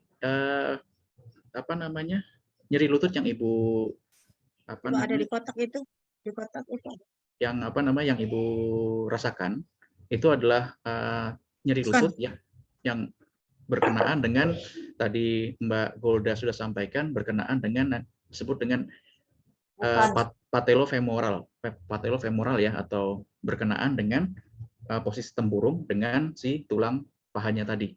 Karena kalau misalnya Ibu lebih nyaman menggunakan bracing yang menggunakan ada rangkanya, berarti Ibu adalah mungkin mengalami problem lutut yang berhubungan dengan tulang paha dan tulang keringnya, atau disebut dengan tibiofemoral tadi. Nah, jadi poin yang ingin saya sampaikan, tempurung kemungkinan yang membuat Ibu merasa tidak nyaman itu adalah posisi tempurung lututnya, yang mungkin terlalu naik atau terlalu ke bawah. Nah, sehingga nanti itu harus kita lihat lagi ya Bu, kita lihat lagi ronsennya. Mungkin kalau seandainya Ibu Eva udah pernah di ronsen, nanti kita belum pernah. Oh, belum pernah Ibu ya? Oke. Nggak apa-apa kalau misalnya belum pernah.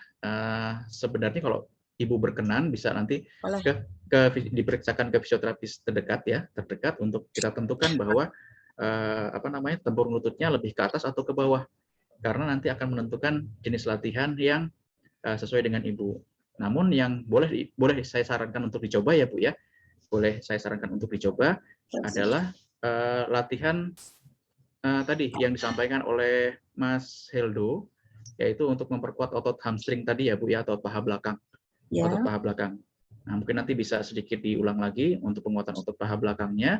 Nah, itu nanti Ibu lakukan kalau bisa itu setiap sebelum tidur malam dan setelah bangun pagi.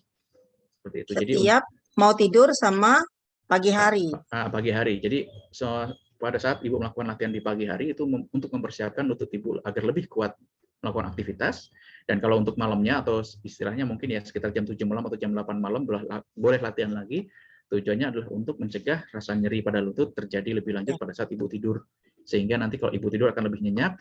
Nah, kalau Ibu tidurnya nyenyak, itu semua tekanan darah dan segala macamnya itu akan normal semua, Ibu. Oh gitu. Karena saya aktivitasnya naik turun tangga. Jadi saya ngajar di lantai 2, kadang lantai 3 gitu. Jadi aktivitas seperti itu sangat menyakitkan. Kalau naik tangga tidak masalah, turun tangga yang sakitnya luar biasa. Benar, Ibu. Nah, informasi ini juga tadi ya dari yang naik yang turun tangga tadi akan ada rasa masalah, itu juga dalam menurut saya itu akan mengerucutkan diagnosanya lagi. Jadi mungkin dari rekan-rekan mahasiswa yang pernah saya sampaikan juga ya di sesi kita belajar bersama di minggu lalu bahwa kalau ada keluhan gerakan naik atau turun tangga, nah itu ada kemungkinan yang harus kita lihat adalah posisi tempurung lututnya, Ibu, atau disebut dengan patellofemoral tadi yang disebutkan oleh Mbak Golda di awal. Nah, nanti posisinya itu akan sebenarnya posisi tempurung itu apakah terlalu ke atas atau terlalu ke bawah harus dilihat dengan ronsen, Ibu, dengan ronsen atau dengan tes subjektif yang dari dari fisioterapis yang nanti akan memeriksa Ibu. Tapi yang bisa saya sarankan, coba Ibu sekarang bisa untuk melakukan latihan memperkuat otot paha belakangnya. Terus kemudian bracing-nya juga boleh bracing-nya atau deckernya boleh dipakai terus. Dan kemudian juga diclofenac juga boleh, karena diclofenac itu adalah senyawa yang bisa menurunkan kadar peradangan tadi.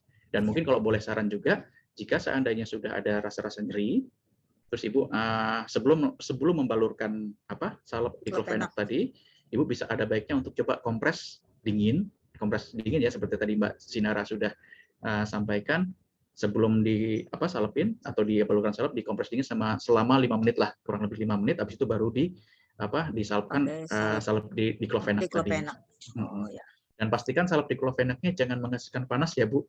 Ya. Karena nanti takutnya kalau panas nanti radangnya akan meluas sehingga waktu penyembuhannya akan lebih lama. Oh iya. Baik. Ya, terima kasih atas penjelasannya. Semoga Sama-sama, kita Ibu sehat Elsa. semua. Amin. Salam Terima sukses. kasih.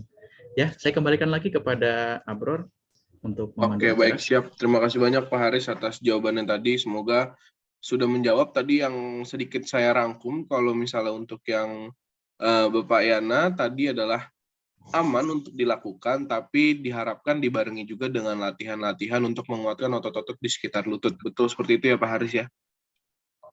Oke, selanjutnya untuk yang Ibu Elva tadi, penggunaan brace memang mungkin bisa membuat nyaman, tapi diharapkan juga sama, dibarengi juga dengan latihan-latihan yang memang ditujukan untuk menguatkan otot-otot di sekitar regio atau bagian dari lututnya, untuk membantu gerakan lutut tersebut supaya terdapat stabilisasi yang lebih baik dari lututnya itu sendiri. Nah, kebetulan juga mungkin bisa nih dibantu sama teman-teman seperti Ibu Elva bisa dibantu sama Golda, karena Ibu Elva mamanya Golda, dan Bapak Yana juga bisa dibantu sama Inas karena Bapak Yana ayahnya dari Inas, seperti itu. Jadi tapi bisa kan Goldanya jarang pulang.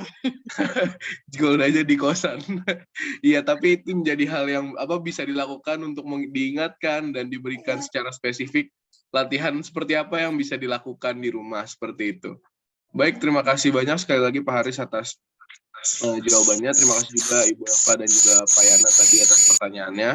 Mungkin untuk selanjutnya, apakah dari para audiens masih ada yang ingin bertanya? Izin Mas Abrar, karena ini yang bertanya tadi adalah bapaknya Golda sama ibunya Golda sama bapaknya Inas ya. Berarti ya, siap, betul, Pak. Besar fisioterapi UI ya. Saya ikut berterima kasih sekali bahwa beliau-beliau ini cukup intens rupanya mengikuti perkembangan fisioterapi. Saya coba sharing aja pengalaman-pengalaman saya di dalam menangani kasus seperti itu ya, Bapak Ibu. Jadi selain apa yang ditambahkan oleh Pak Haris tadi, ya, saya coba ingin sharing. Pertama dari Bapak Yana dulu, bahwa ketika berdasarkan penelitian yang dilakukan Hakari ya sekitar tahun 2007, ya, 2007, dan dia mengatakan ketika ada nyeri di lutut itu, katakanlah nyerinya yang berasal di sekitar area lutut, apakah di bagian anterior, medial, dan lateral. Nah, itu menandakan nyeri tersebut dengan ciri bahwa ada tekanan ketika kita jalan atau ketika kita naik turun tangga, berarti ada disebut dengan osteoartritis. Jadi ada semacam tergerusnya rawan sendi yang ada. Apakah tadi yang disampaikan Pak Haris itu adanya di bawah patella atau di femoropatellar ataupun femorotibial, tibia femoral joint. Jadi ada 3 area di situ yang menjadi pertimbangan. Nah, cara melakukannya itu kita melakukan tes kompresi di patella untuk memastikan apakah benar-benar gangguannya di bagian posterior patella dengan femoral atau masalahnya femoral dengan tibia. Nah, cirinya adalah ketika gangguannya di femoral, tulang paha dan tulang kering, ya saya pakai bahasa itu saja supaya ini, naik turun tangga dia nyeri. Terutama turun tangga itu dia lebih nyeri ketika gangguannya di femoral tibial, ya, pertemuan antara femoral tibial atau tibiofemoral joint. Nah, itu artinya bahwa terjadi kompresi dan penipisan di daerah sekitar situ, Bu, di daerah rawan sendinya. Nah, kalau sudah begitu terjadi, tidak ada penyembuhan di situ.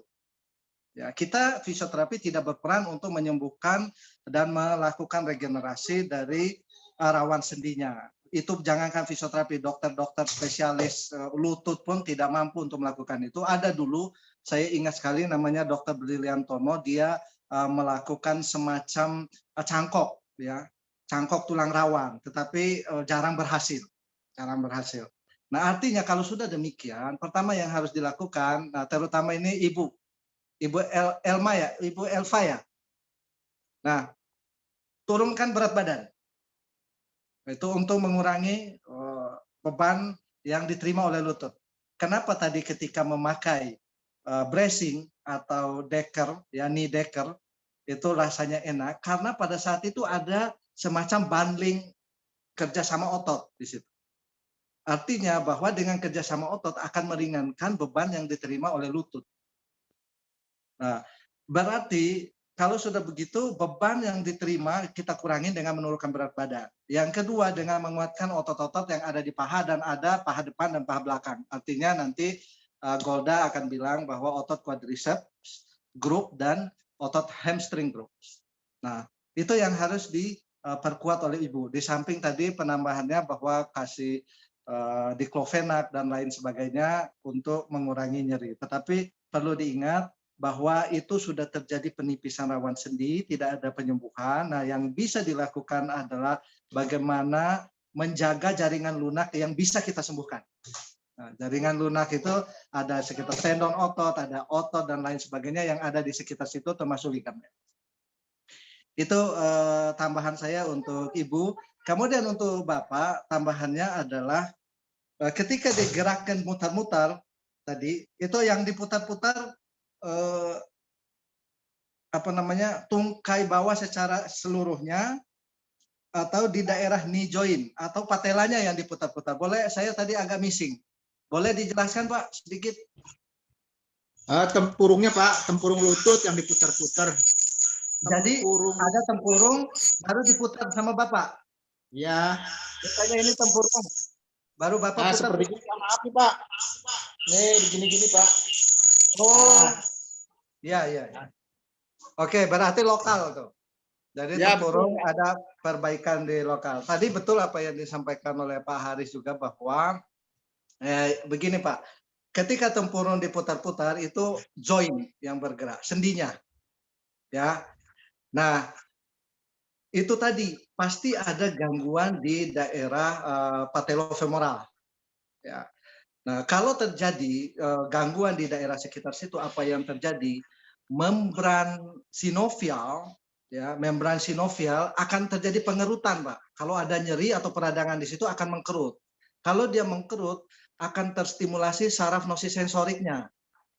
Itulah yang membuat bukan nyeri tajam, tapi nyeri tumpul dia, nyeri pegel, dia agak pegel ngilu. Nah, ketika digerakin seperti itu, artinya Bapak sudah memberikan exercise di level area membran sinovialnya.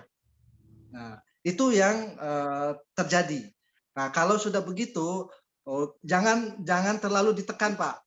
Ya, jangan terlalu ditekan. Bila perlu putarnya itu diambil patelanya baru putar. Ya, istilahnya diangkat baru diputar. Jangan ditekan. Kalau ditekan malah menambah penekanan di daerah tersebut. Itu satu, bisa diteruskan. Yang kedua adalah penguatan itu tadi. Lutut bekerja hanya untuk aktifnya gerakan namanya menekuk dan meluruskan, fleksi dan ekstensi. Nah, ini yang harus kita perhatikan. Saya tidak tahu posisi kelurusan dari lutut Bapak. Jadi kita ada namanya Q angle. Q angle itu untuk melihat posisi lutut Bapak itu valgus apa varus, keluar apa ke dalam, X atau O. Nah, kalau di situ terjadi, disitulah akan kita analisis beban yang diterima itu beratnya kemana, Pak. Nah, itu harus Inas nanti yang akan menganalisa itu. Nah, itu nanti kalau untuk sementara ini penguatan aja dulu, penguatan otot bagian depan paha dan bagian belakang paha tetap dilakukan penguatannya. Apapun gangguan di lutut itu harus dikuatkan daerah situ. Yang kedua, kurangi naik turun tangga, sama dengan Bu Elva juga, jangan naik turun tangga karena itu akan membebani langsung lututnya. Itu kira-kira tambahan dari saya, semoga berhasil, Pak. Saya kira baik, Pak. cukup. Terima kasih, Pak. Terima kasih. Sama-sama. Pak Haris, Sabrin. Terima kasih banyak. Sukses, Pak. Oke, baik. Terima kasih banyak Pak Safrin atas tambahannya. Terima kasih juga.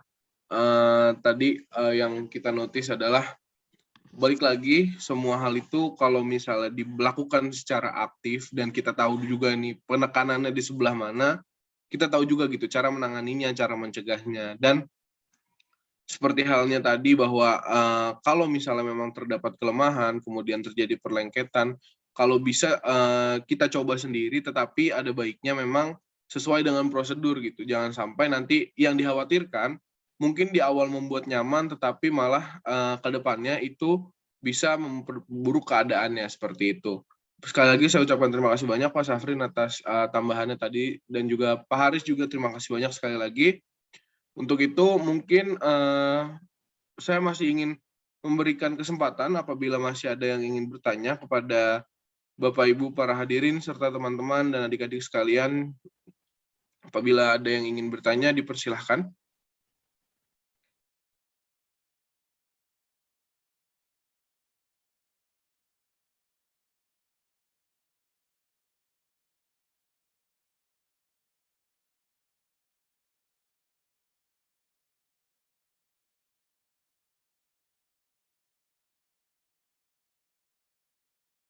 Oke, gimana nih Abrar? Sepertinya belum ada lagi nih yang terpancing ide-ide untuk bertanyanya. Gimana hadirin, apakah masih ada yang ingin ditanyakan? Kami masih membuka slot pertanyaan untuk satu orang lagi. Nah, iya betul banget nih. Jadi teman-teman silahkan mungkin siapapun jika ada yang ingin bertanya.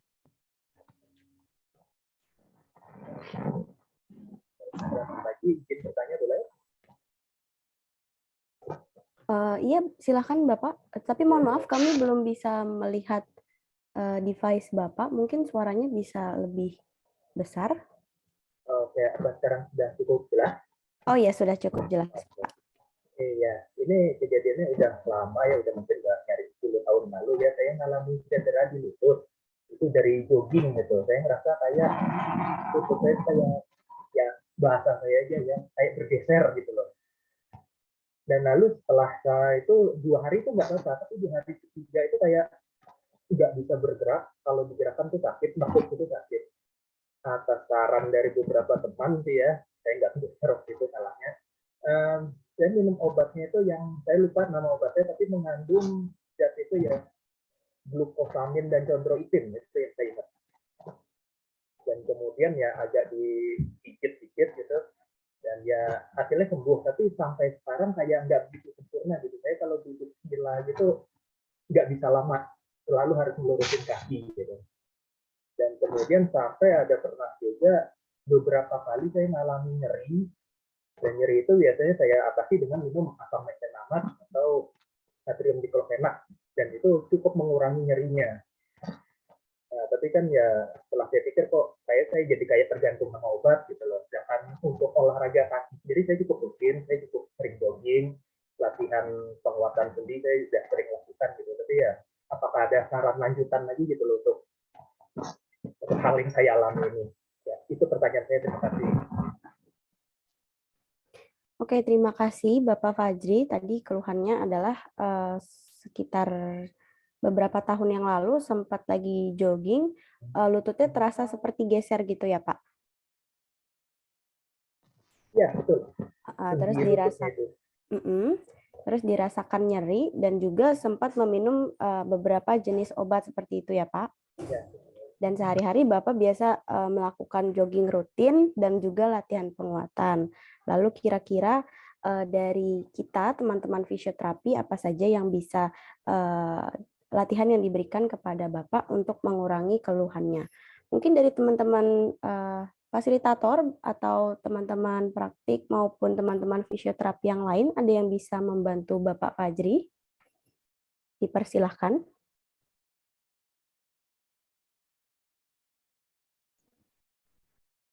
Oke, di sini ada Bapak Haris membuka mic-nya. Bapak mau membantu menjawab? Ya. Ya. Dipersilakan, Pak. Baik, terima kasih. Ya, sebenarnya saya pengen komen, silakan mungkin rekan mahasiswa untuk mengaplikasikan ininya ya keilmuan yang sudah dapat. Tapi ya udah nggak apa-apa. Saya izin Pak ya, menjawab pertanyaan dari Pak Fajri. Di mana Pak Fajri rasa nyerinya atau problemnya dimulai dari pada saat Bapak melakukan aktivitas jogging. Nah, saya begitu langsung dapat begitu Bapak memberikan clue jogging, saya langsung berkonotasi atau pikiran saya langsung ke arah yang disebut dengan runners knee, Pak, runners knee atau lututnya para pelari. Nah, runners knee, pada runners knee ini sebenarnya yang terjadi adalah ini Pak, tempurung lututnya itu naik ke atas ya, terlalu naik ke atas sehingga bersinggungan. Jadi misalnya ini adalah ini tulang paha ya Pak, di sini tempurung lutut. Nah, ini agak terlalu naik ke atas sehingga dia gesekan seperti ini. Ada gesekan, dan kalau seandainya otot paha depan Bapak terlalu kuat, ini bisa terlalu naik ke atas dan terjadi bisa jadi mungkin subluksasi dulu. Kalau saya bilang dislokasi atau pergeseran yang signifikan, itu berarti cederanya cukup besar dan mungkin harus memperoleh penanganan medis yang lebih lanjut. Tapi dari ceritanya Pak Fajri bahwa bisa sembuh sendiri, nah mungkin itu baru ada gesekan Pak, atau mungkin ada subluksasi atau ya dislokasi tapi levelnya lebih kecil. Nah, tapi poin yang ingin saya sampaikan dari informasinya itu adalah ada kemungkinan nanti Bapak bisa kalau mau lebih mengetahui lebih lanjut, namanya runners knee ya, pelari, runners knee atau disebut dengan patella alta. Itu biasanya terjadi memang karena adanya kekuatan otot paha depan yang terlalu kuat Pak, terlalu kuat, sehingga pada saat Bapak pada saat berlari itu kan ada fase untuk meluruskan lutut ya. Nah, pada saat meluruskan lutut itu rasa nyeri tempurung lututnya ketarik ke atas sehingga dia bergesekan dengan tulang paha bagian bawah, sehingga itu yang menimbulkan rasa nyeri.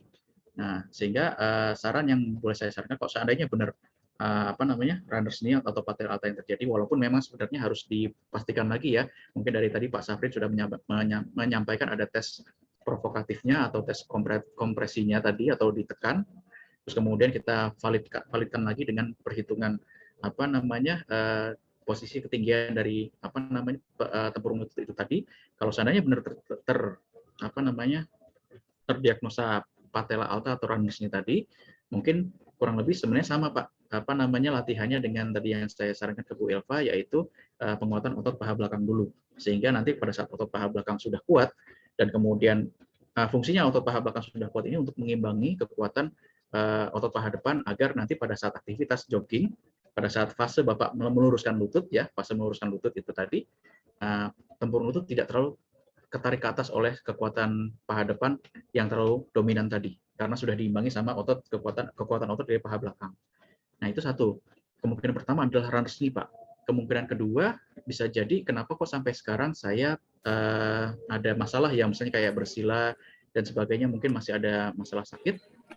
Ada kemungkinan juga disebut namanya iliotibial bend syndrome Pak, atau nyerinya biasanya terjadi di samping lutut bagian luar, sisi lutut bagian luar. Nah, kenapa sisi lutut bagian luar ini bisa terjadi nyeri di sana? Itu bisa jadi dikarenakan karena adanya kelemahan otot dari otot bokong atau otot gluteusnya atau otot bokong. Sehingga sebenarnya Pak, kalau untuk dari kita fisioterapi yang mungkin berkecimpung di dunia muskuloskeletal sama olahraga, kalau kita menghadapi cedera olahraga, itu sebenarnya atau misalnya menghadapi ini ya, maksudnya sport enthusiast yang ataupun orang awam yang pengen berolahraga, kita bisa menyarankan itu dua teknik latihan atau dua komponen latihan. Komponen pertama adalah latihan fisiknya terlebih dahulu, terus kemudian baru latihan teknik. Nah, latihan teknik itu sebagai contoh misalnya jogging itu latihan teknik, atau lari itu latihan teknik, tapi latihan fisiknya kita memperkuat otot bokong, kita memperkuat otot paha depan, otot paha samping, otot paha dalam, sampai ke otot paha belakang juga. Sehingga nanti pada saat si individu ini ingin melakukan olahraga, semua sudah aman karena kapasitas ototnya itu sudah mumpuni atau sudah cukup untuk melakukan melakukan olahraga tersebut. Karena kalau kapasitas tubuhnya tidak cukup atau tidak mampu ya, atau dikatakan kurang, itu semua cedera bisa terjadi seperti itu Pak. Jadi kembali lagi. Jadi poin yang ingin saya sampaikan ada kemungkinan dua nih Pak. Yang pertama kali kejadian itu mungkin namanya runners knee atau patella alta, atau di mana tempurung lututnya terlalu tertarik ke atas gara-gara kekuatan otot paha depan Bapak terlalu dominan. Terus yang kedua, kenapa sampai sekarang masih ada terasa? Mungkin patella altanya masih ada, dan bisa juga dibarengi dengan yang disebut dengan tadi sindrom iliotibial atau nyeri pada sisi lutut bagian luar. Itu juga dikarenakan otot bokongnya kurang kuat. Jadi jangan heran ya Pak, kadang-kadang rasa nyeri itu terjadi di satu tempat, tapi penyebabnya tidak di sana, tapi penyebabnya ada di tempat lain. Sebagai contoh tadi yang iliotibial bend syndrome tadi, problemnya ada di lutut, di sisi luar lutut, tapi akar permasalahannya adalah kelemahan dari otot gluteus. Nah, untuk untuk gimana jalan ceritanya lebih lanjut, mungkin nanti ada seri session berikutnya, atau Bapak bisa konsultasikan di fisioterapis yang terdekat. Kira-kira seperti Pak, semoga membantu. Mungkin untuk suplementasinya tadi yang glucosamine chondroitin, mungkin yang kayak merek-merek Thiostin ya Pak ya, atau Wellmove atau bagaimana, nah itu juga bagus karena glucosamine chondroitin adalah senyawa penyusun jaringan-jaringan persendian seperti itu. Tapi jangan harus diperhatikan bahwa glucosamine chondroitin kontraindikasinya adalah diabetes atau adanya tingkatan gula darah yang meningkat seperti itu. Mudah-mudahan Bapak Fajri tidak ada. Oke, mungkin sekian dari saya. Semoga bisa menjawab ya Pak. Saya serahkan lagi kepada moderator. Terima kasih Pak. Baik, terima kasih Pak Haris. Bagaimana Pak Fajri? Apakah cukup menjawab? Tadi untuk menyimpulkan dari apa yang disampaikan oleh Pak Haris, kondisi Bapak ini bisa kemungkinan dua ya Pak, bisa runners knee atau juga iliotibial syndrome berdasarkan keluhan Bapak yang masih mengalami kesulitan untuk duduk bersila seperti itu ya Pak. Nah, mungkin saran dari kami untuk lebih jelasnya Bapak bisa mengunjungi fisioterapi terdekat supaya bisa diperiksa dengan benar kira-kira kondisinya apa dan dapat diberikan penanganan yang lebih tepat. Sehingga nanti di kemudian hari diharapkan keluhannya dapat berkurang. Kira-kira seperti itu, Pak? Baik, terima kasih. Jawabannya tadi juga sudah cukup membantu saya kok. Baik, Pak. Terima kasih atas pertanyaannya. Oke, mungkin dari audiens, apakah ada yang ingin bertanya kembali?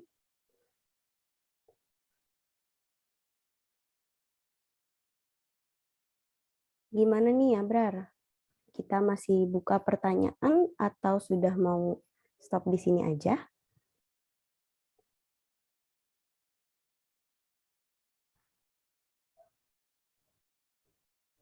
Oke, karena tadi sudah ada beberapa pertanyaan, ada total 3 pertanyaan, kami rasa sesi pertanyaan akan kami tutup.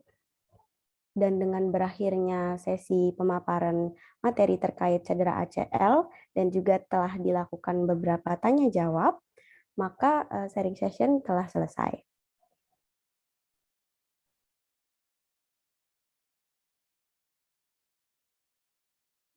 Iya, betul banget nih Inas. Tandanya kita sudah berada di penghujung acara. Mungkin setelah ini saya, Alabrar Putra Pandita, serta rekan saya, Inas Samani, akan pamit undur diri. Untuk itu, boleh tolong di spotlight terlebih dahulu Inasnya. Nah, oke, itu dia tadi sedikit materi dari kami tentang lutut terasa tidak stabil dan lemah. Selain atlet, orang biasa juga dapat terkena loh. Yuk cari tahu cara mengatasinya. Semoga materi yang kita sampaikan pada materi yang disampaikan oleh para pemateri dan juga fasilitator pada pagi hari ini dapat menambah wawasan serta pengetahuan serta insight juga untuk mendapatkan apa yang sebaiknya dapat dilakukan pada orang-orang dengan keluhan lutut. Bukan gitu, Inas? Iya, betul sekali, Abrar. Dan juga tadi di awal Pak Haris sempat mengenalkan tentang fisioterapi juga. Jadi mungkin audiens di sini bisa lebih mengetahui apa peran fisioterapi dalam menangani nyeri lutut atau rasa ketidakstabilan pada lutut. Kita sudah sampai di penghujung acara ya, Abrar. Oke, iya betul. Untuk itu mungkin kami berdua selaku moderator pamit undur diri. Mohon maaf apabila ada salah-salah. Wassalamualaikum warahmatullahi wabarakatuh. Saya kembalikan ke MC. Assalamualaikum warahmatullahi wabarakatuh. Terima kasih. Assalamualaikum warahmatullahi wabarakatuh. Baik, terima kasih banyak kepada Inas dan Abrar. Wah, Alif, tadi keren sekali ya penyampaian materinya, sangat informatif dan juga bahasanya sangat mudah untuk dimengerti. Betul banget, dan saya juga senang tadi beberapa audiens ini juga aktif bertanya, jadi terbentuk ruang untuk sharing season sebagaimana judul acara ini gitu ya. Oke, jadi sebenarnya saya juga berterima kasih kepada para fasilitator dan moderator yang telah membawa sesi pemaparan materi dengan baik. Nah, selanjutnya kita mau ke acara apa lagi sih? Nah, karena kita udah nontonin tadi tentang materi dan tanya jawab, ini sekarang sesi yang kita tunggu-tunggu nih, yaitu kita akan main games.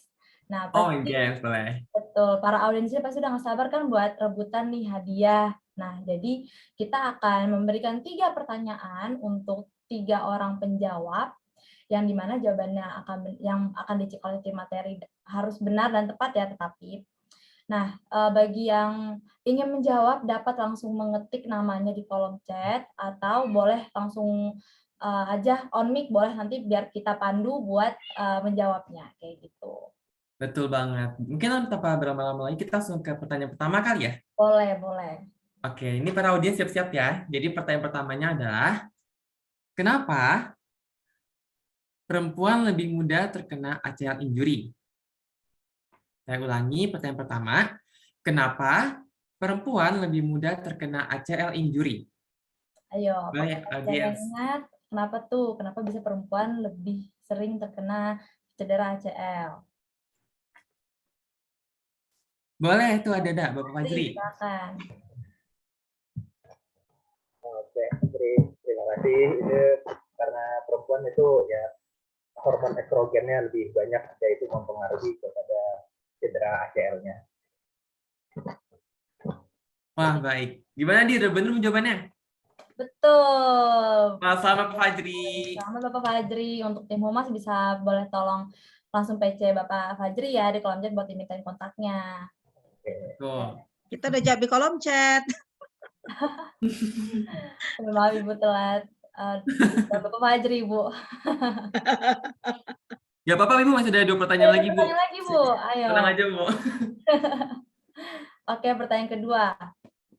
Ada berapa derajat pada cedera HCl? Ayo, apakah ada yang masih ingat? 3. Oke, berapa 3? Ibu kira-kira tahu nggak Bu, apa aja tuh Bu 3 tuh Bu? Yang 1 apa, 2 apa, 3 apa Bu? 1. Apa tadi? Apa tadi ya? Yang 1 itu meregang, ya. Kemudian itu apa? Robek sebagian. Kemudian apa tadi yang ketiga lupa tadi robek total. Tadi meregang, robek sebagian dan total. Betul banget Ibu. Iya. Selamat Bu Elva. Selamat Bu Elva. Perlu dicat ya? Nggak perlu dicat. Nanti nggak apa-apa Ibu kalau mau jawab langsung juga nggak apa-apa kok. Oh. Nanti tim Humas boleh menghubungi Bu Elva juga untuk tektokan mengenai hadiahnya ya. Oke. Ini langsung berlanjut ke pertanyaan terakhir. Oke. Pertanyaan terakhir semuanya siap-siap ya. Sebutkan fase rehabilitasi pada ACL injury. Saya ulangi, sebutkan fase rehabilitasi pada cedera ACL atau ACL injury. Ayo boleh. Ayo. Audiens yang belum. Ayo, apakah ada yang masih ingat? Oh ini udah ada nih ya, Resain. Oke. Boleh Mbak Aprilia? Boleh. Untuk on mic. Ya. Jawabannya return to sport. Masih kurang tepat. Kita ada itu baru 1 fase. Ayo mungkin dari siapanya yang kedua ada Bapak Akmal. Bapak Akmal Ridho. Halo. Ya. Mohon maaf ya, ini saya nggak bisa on mic ya, on cam ya. Jadi ada di fase 1, 2, 3, 4, dan 5. Bener nggak? Betul, tapi kurang lebih apakah Bapak tahu fase 1, 2, 3, 4-nya itu apa aja? Apa ya? Bentar. Diinget-inget dulu ya. Oke. Iya.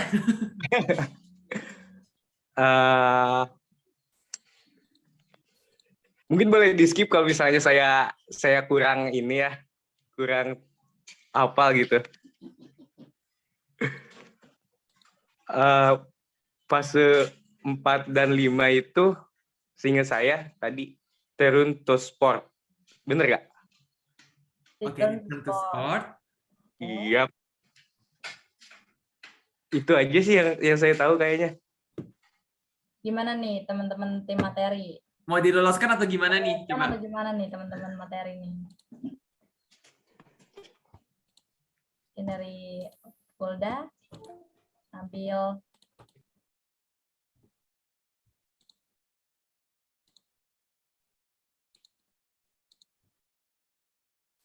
bagaimana teman-teman? Mau diloloskan atau tidak?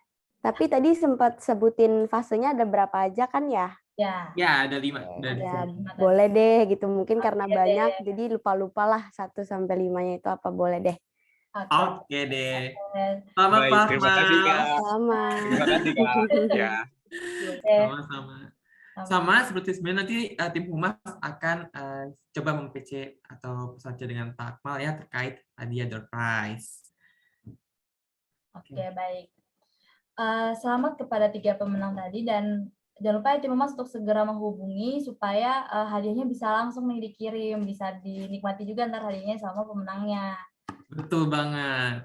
Nah, Dir, sepertinya kita udah di ujung acara, tapi sebelum kita akhiri sharing session hari ini, kita akan melakukan sesi dokumentasi kembali yang akan dipandu oleh tim operator. Nah, untuk tim operator dipersilakan. Jadi para audiens boleh diharapkan buat on cam dulu sebentar buat sesi dokumentasi. Oke. Baik, terima kasih. Kita akan melakukan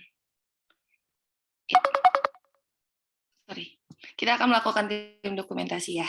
Sekarang para audiens diharapkan untuk menyalakan kameranya. Nanti ditahan dulu gayanya sampai bunyinya selesai ya. Oke, kita mulai dari slide pertama.